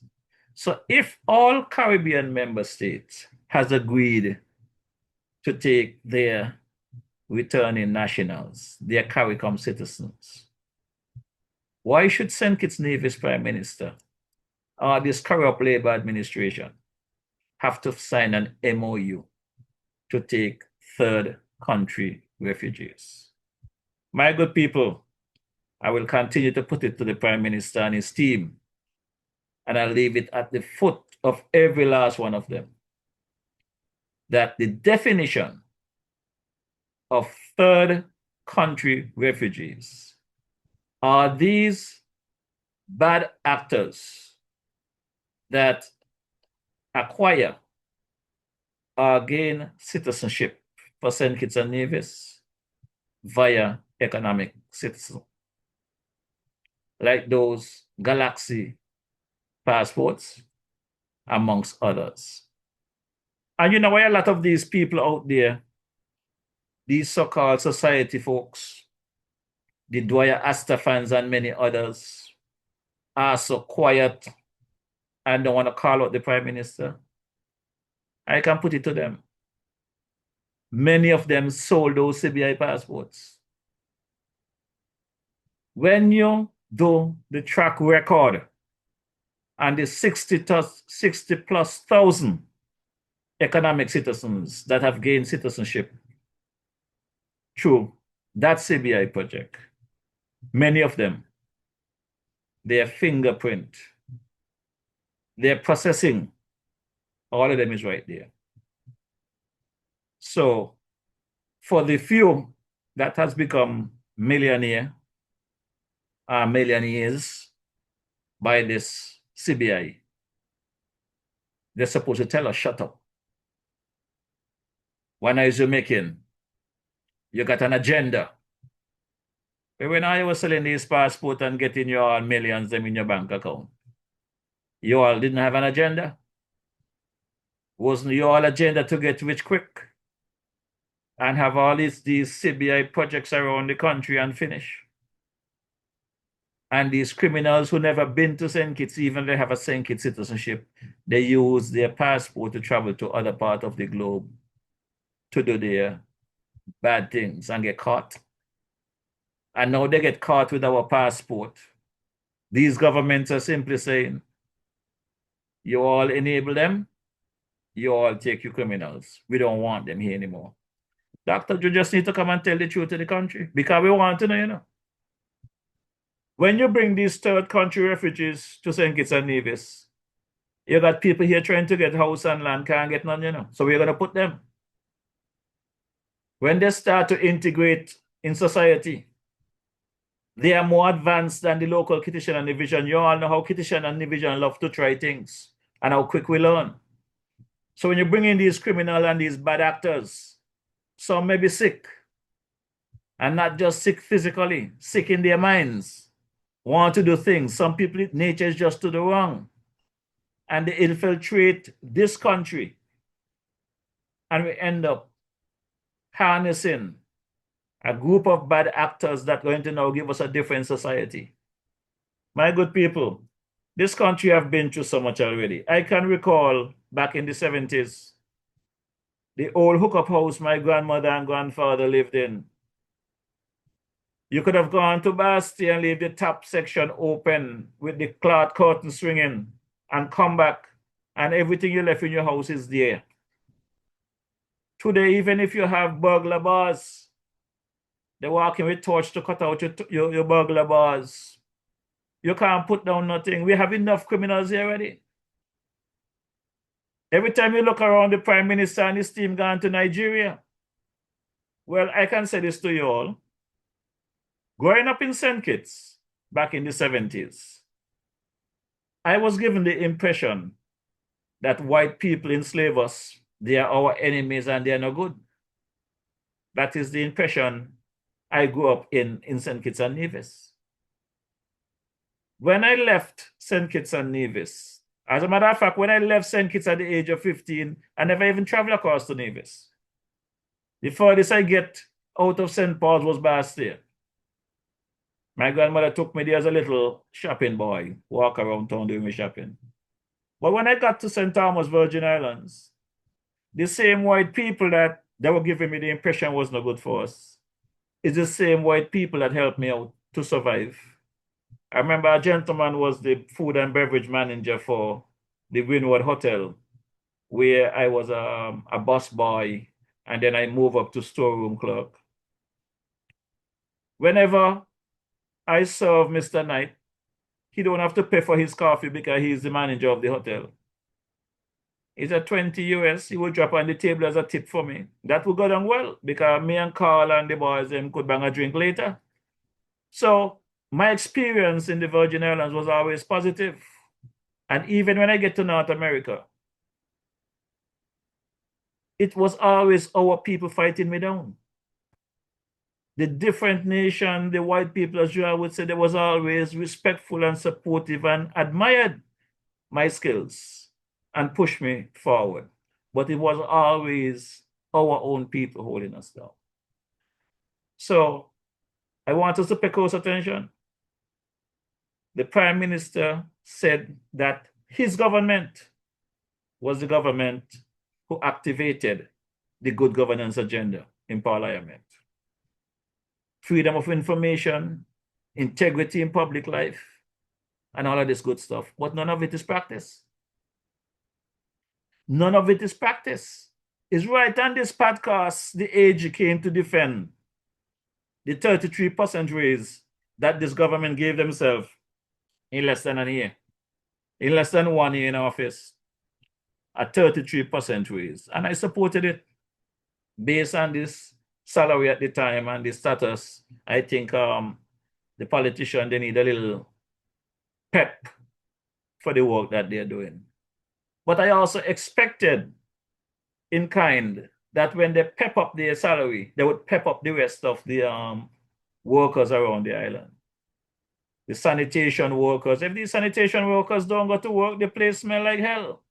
The whole country gonna shut down, everybody gonna get sick. But there's no respect shown to the sanitation workers. Those folks that work in the park and beaches area that cut grass around the island. You hear the Prime Minister bragging about GAE workers can now get a pension. These people are not gonna live to get a pension. They are not living to get a pension. Most recently, there's a young man from St. Paul's, work park and beaches. Every time he see me, he have a conversation and he complain about the knockbout he's getting from this government and what taking place on the park of beaches. A young man by the name of Travis, I think they call him Travidana or whatever, passed away. I think it's sometime there in December. Was going through a rough time. I couldn't do anything for him because I have a prime minister that don't listen to me anymore. You know, a lot of promises in the past, but nothing come to fruition. Whenever I speak to him about community assistance, community awareness, it was always a good idea. He's going to this, he's going to that, but never dealt with it the way I presented it to him. So the poor people throughout number 6 especially. I got a cousin there, Sister Giles Clark and Dr. Douglas. Basically, they don't live in St. Paul's. They're not seeing what's happening. They're not doing nothing for the community. So when Travis passed away, I was traveling for a cousin funeral in the UK. And when I came back, I was down the road and there's a young lady by the name of Tessa. They're telling me that on the day of Travis' funeral, Tessa passed away. She also worked park and beaches. These 2 people not going to get no pension.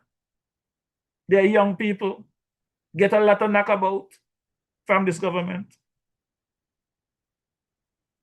And yesterday was Tessa's funeral. And my good people, like I just said, if this thing wasn't so serious, it would be laughable. Because last night I went down the road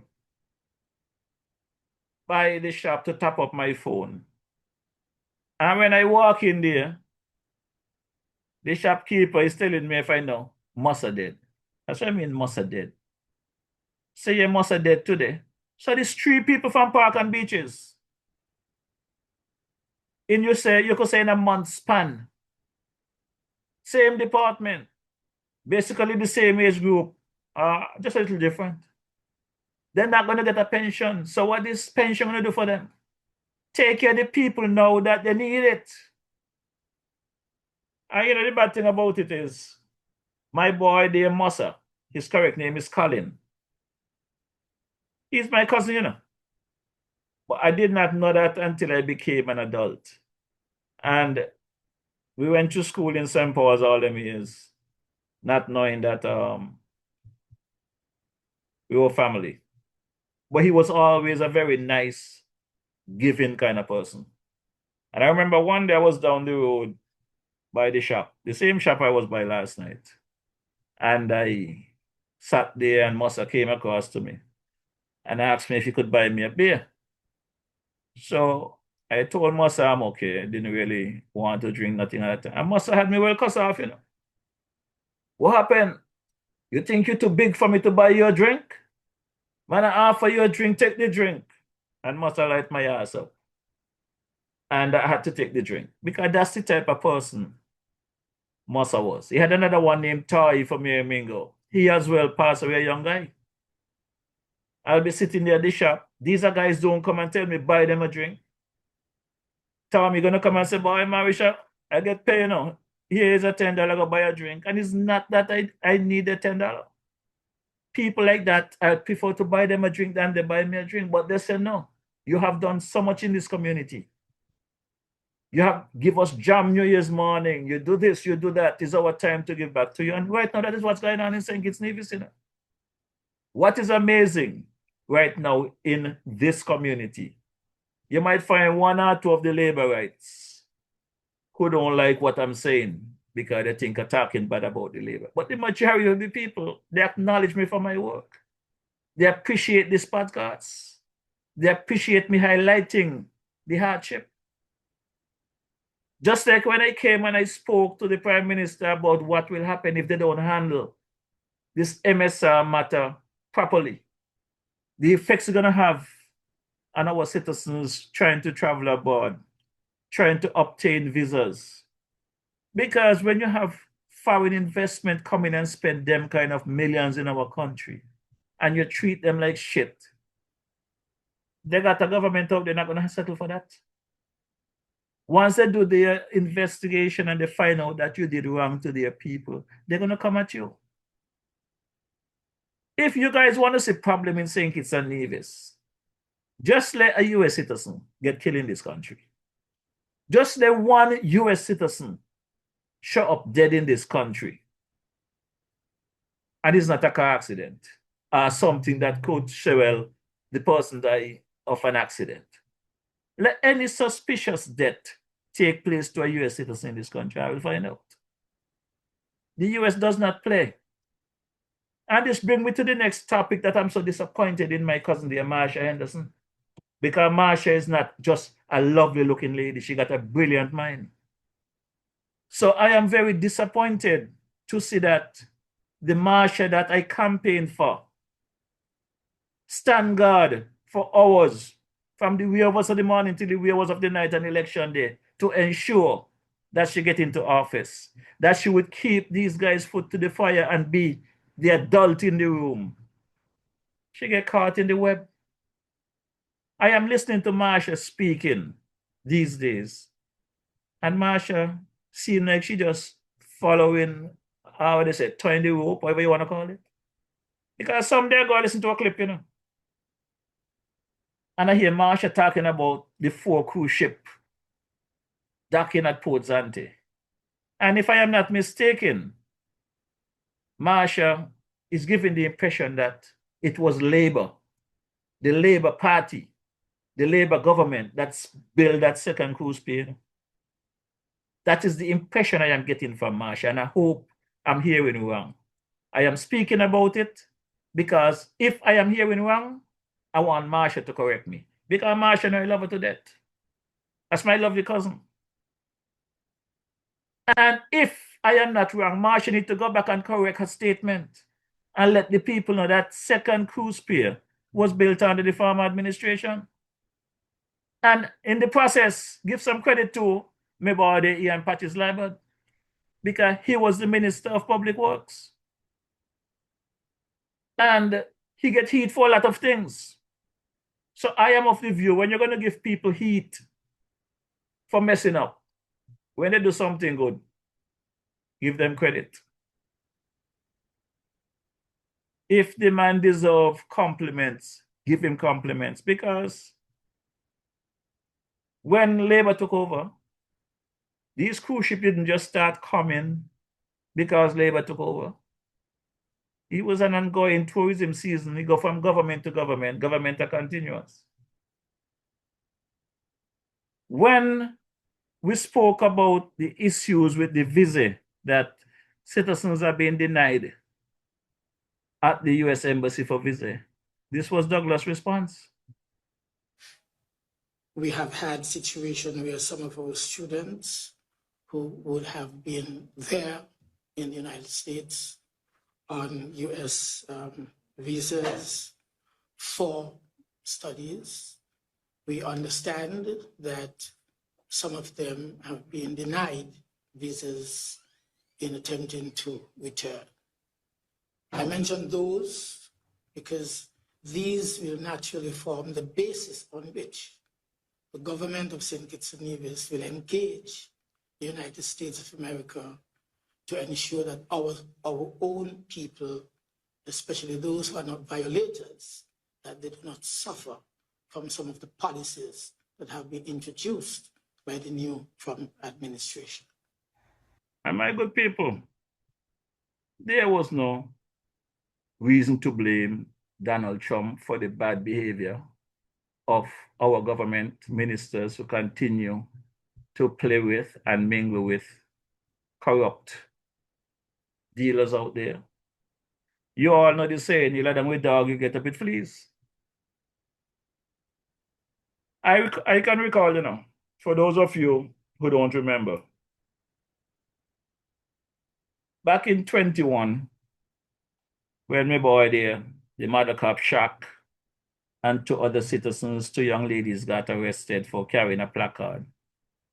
Through my investigation, I found out when they was arrested, they did not even have the placard in their hand. They were so afraid of the police that they put the placard on the side.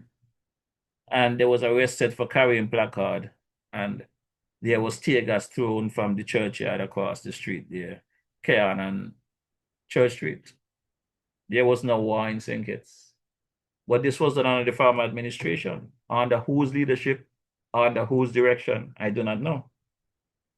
But I can recall trying to reach everyone that I could have called in the then administration.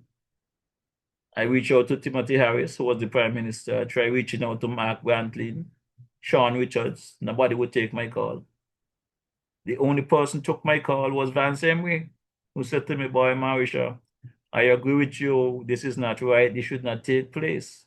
But I'm not an elected member in government. I don't have a seat in that capacity to say anything. So he said, but when you come down, we will talk. I got the WhatsApp message there still.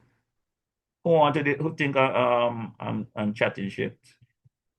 But when I thought of the situation, I said, but we have an ambassador in New York sitting in our mission down in Manhattan, who is the ambassador to the United Nations, who deals with humanitarian deals and stuff and all of this stuff. So I reached out to my boy Ian Patty's Library at the time to try get a conversation. No return call.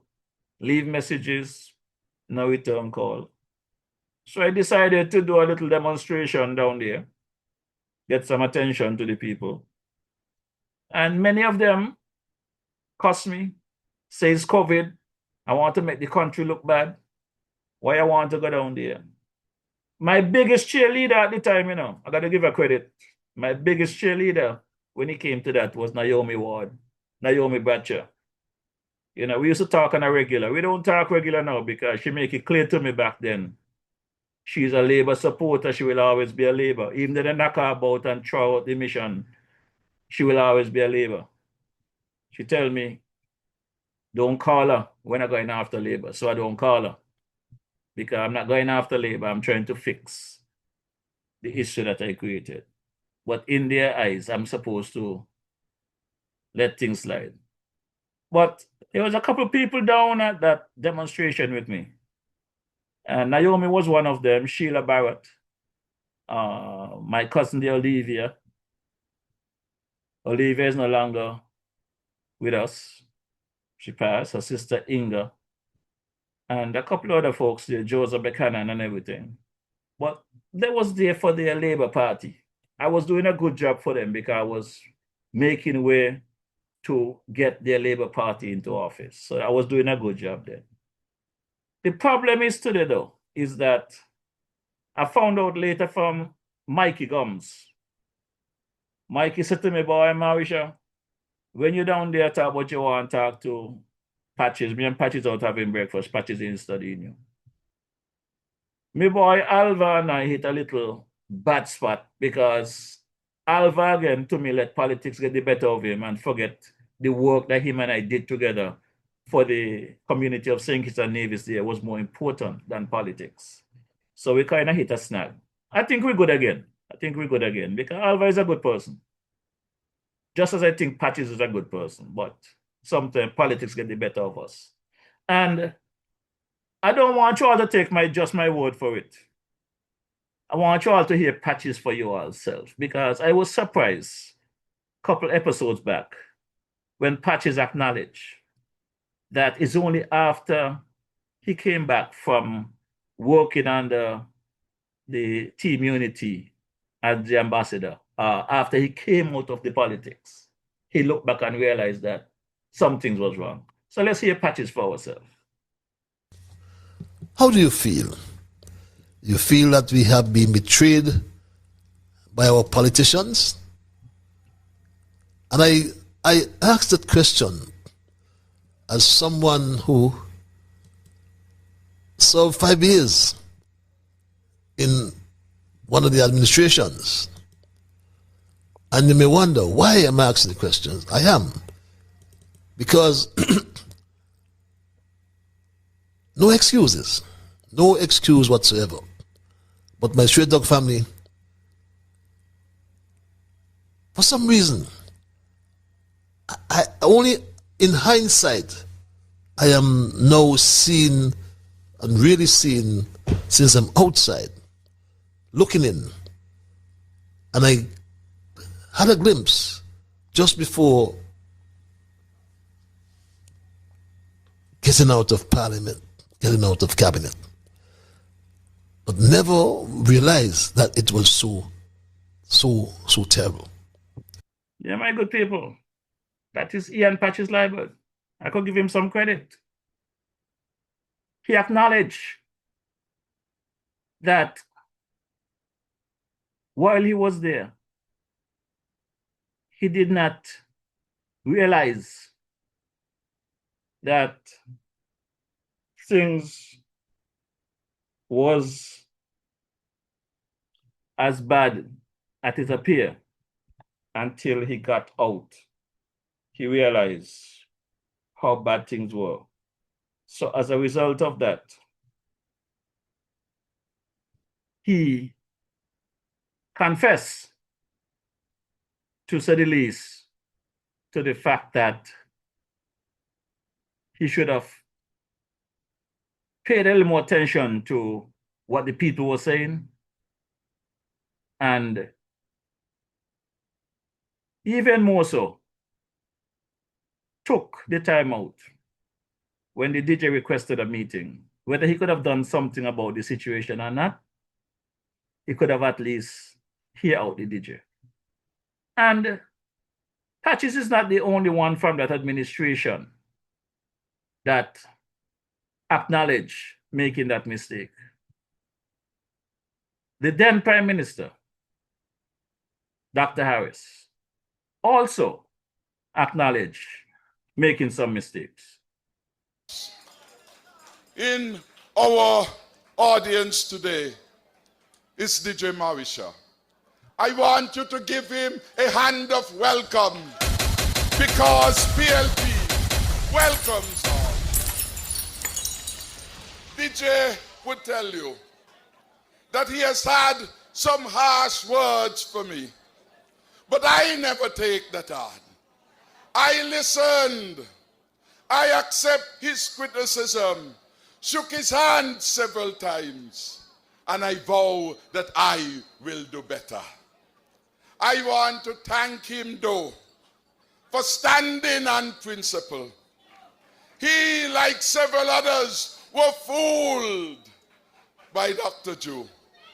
They have come now to see him as the vindictive, selfish, arrogant, insecure leader that he had always been. So I say welcome to you, my brother and friend.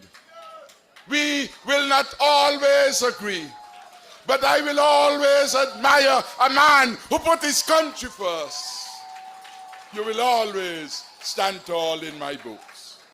So, my good people, I can give credit to Patches for acknowledging their mistakes, Timothy Harris. But I cannot give any kind of forgiveness to Prime Minister Joe until such time as he acknowledges his mistakes and show that he's trying. But I'll tell him something. I played this song for the former Prime Minister, and I always thank my brother there in Antigua, Brother Emmanuel, aka King Shortshot. He have sung some serious tracks over the years, but this is one of my favorite.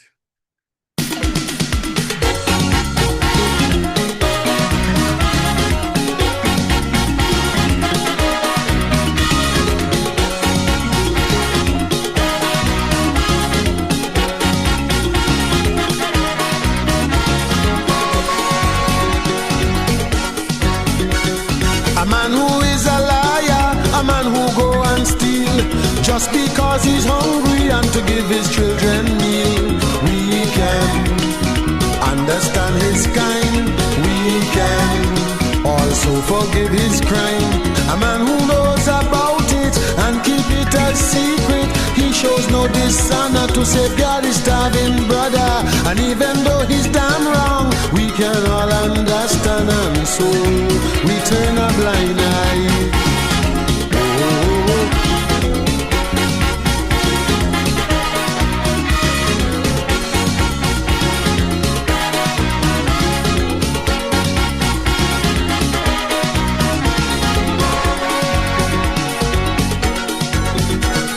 A man who is a liar, a man who go and steal, just because he's in the position to do what the hell he please.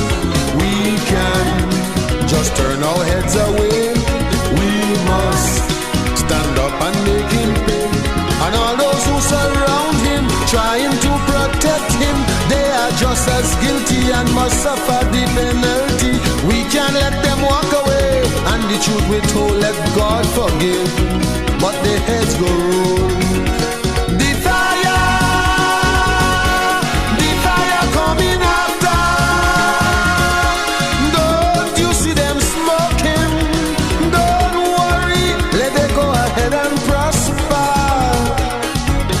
Because they smoke, it will not last forever. Man, it's blowing in the wind, and when it blows away, fire, fire, fire, fire. Oh my, I could tell you how they lie. Oh my, they will swear and hope to die. Why they dig out your lie?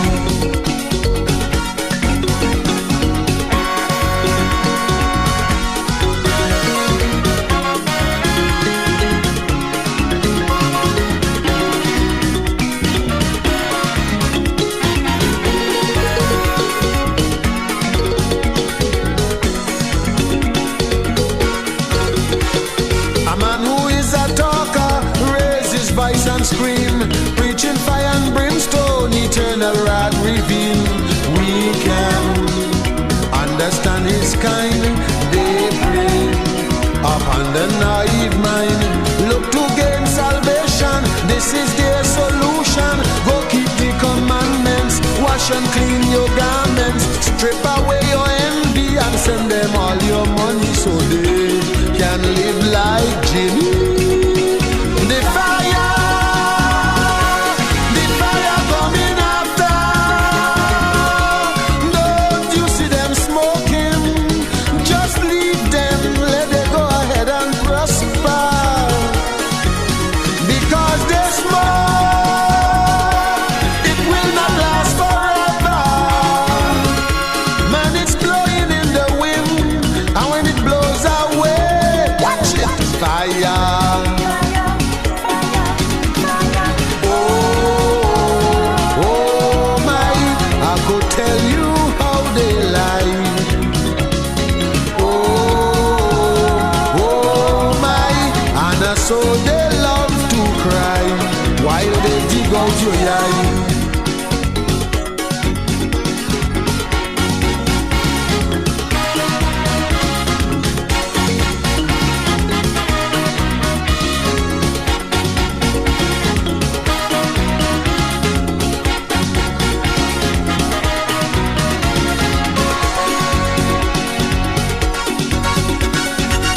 who is a talker, who raises voice and scream. Freedom and democracy for my friends and following. We must stop and think a while. We must not be fooled by smiles and lies. Those whose work are evil, children of the devil, they will stop at nothing to spread and sell their doctrine. They're lying and they're cheating, I just they call a show in no joke. Look out for the smoke. I said the fire coming after. Don't you see them smoking? Just leave them, let them go ahead and prosper. Because they're evil, it will not last forever. Man, it's blowing in the wind, and when it blows away, watch it, it's fire.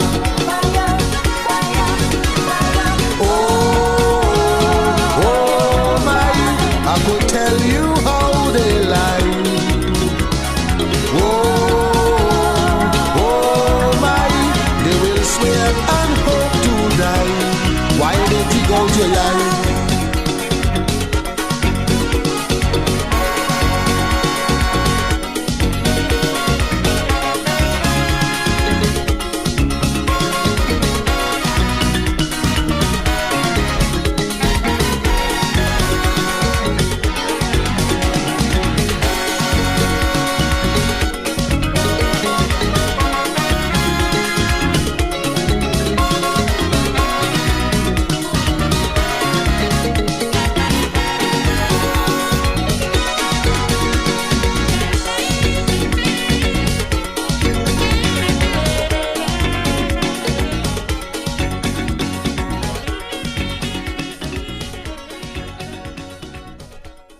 Yes, some of the man, the King short shirt there, Brother Emmanuel, the fire coming after. My good people, just listen to this lie. Listen to this lie. Everything that the Prime Minister is presenting here is factual. The only difference is he did not tell the Parliament that he signed off and the majority of those who are. So let's take a listen. Further, on August 18th, 2023, St. Kitts and Nevis CBI officials, led by Attorney General, met with UK Home Office about our new CBI regulations and practices. On October 26, 2023, our same team of officials met with the US Treasury Department in Florida, along with officials from Caribbean CBI states, to discuss progress on US Caribbean Roundtable 6 agreed principles, Madam Speaker. On January 25th, 2024, the team met with EU visa officials in Dominica to update them on new regulations and current practices. Madam Speaker, we have maintained constant dialogue and engagement with our international partners. However, we knew that the prison project had contributed to over 20,000 new citizenships being granted in a short period of time, Madam Speaker. This is the travesty. The travesty in all of this, Madam Speaker. 20,000, Madam Speaker, citizenships, over 20,000 to 25,000 new citizenships being granted in a short period of time. Madam Speaker, let's pause for a moment on that. How can anyone grant 25,000 citizenships for prison?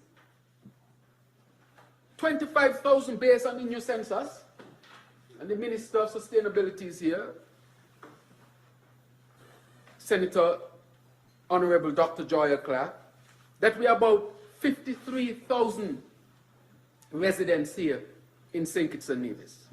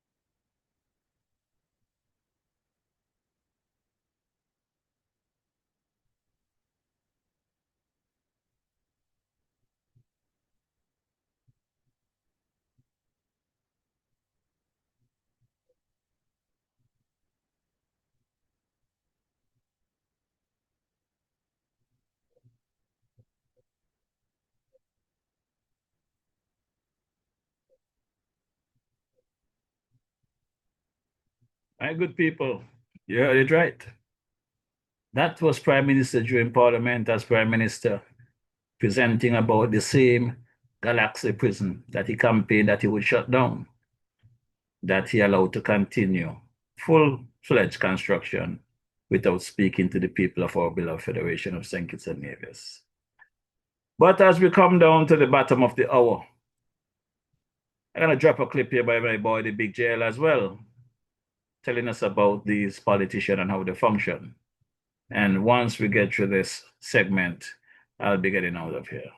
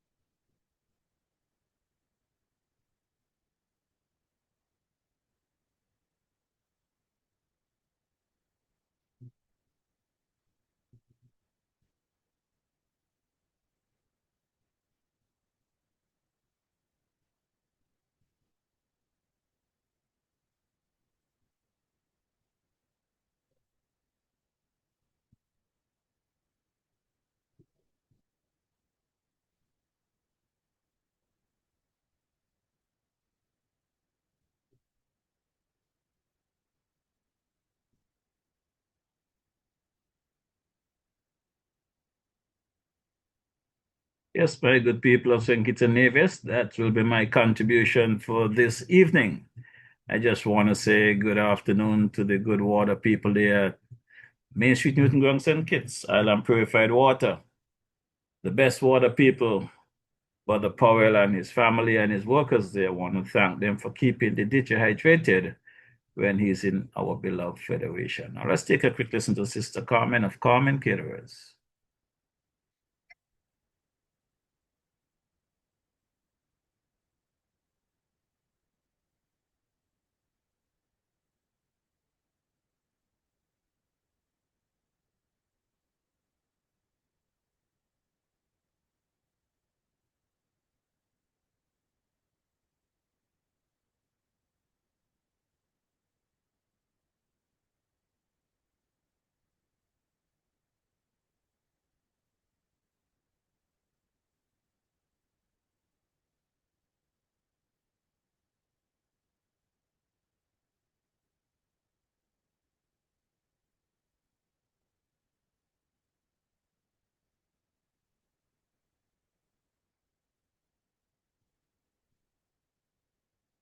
Yes, my good people, Sister Carmen is there at Shirley in downtown Bastia, St. Kitts, right opposite the bus and ferry terminal, downtown Bastia, Monday to Saturday from 12 until 5.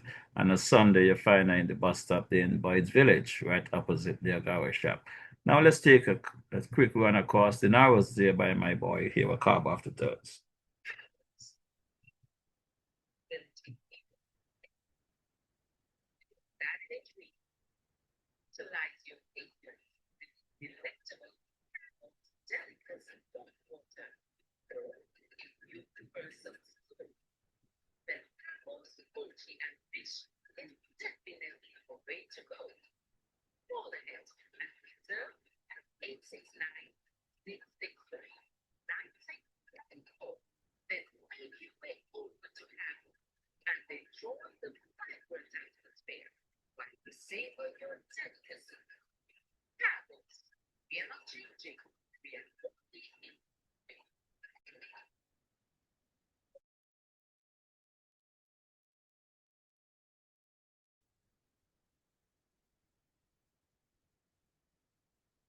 Yes, Brother Carbo has the food all over. And before we get out of here, let me take a run across to St. Thomas, Virgin Islands. St. Thomas, the man Malvin comes and hear what he have to say about the good DJ.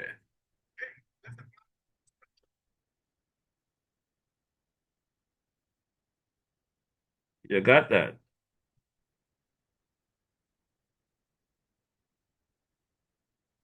Keep it locked right there, my good people.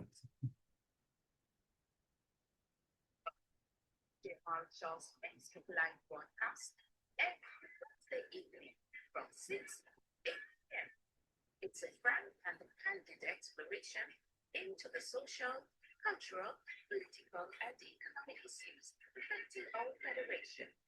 And just in case you missed it, you can also catch the broadcast on his YouTube channel, DJ Show. Subscribe to the channel on YouTube and smash that bell. You will be notified whenever it goes live. DJ Marshall, every Wednesday evening. Facebook, 6 to 8 p.m. or thereafter on his YouTube channel, DJ Marshall. Log on.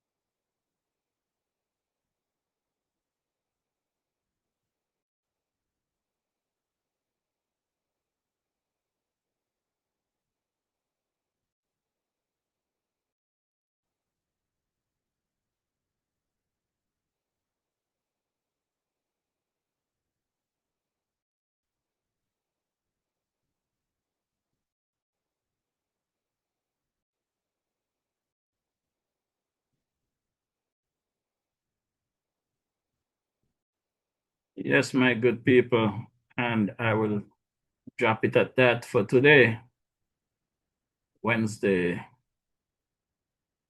31st, 4th February, 2025, 2026, We'll call it a day for today as we look forward to seeing you here. Simply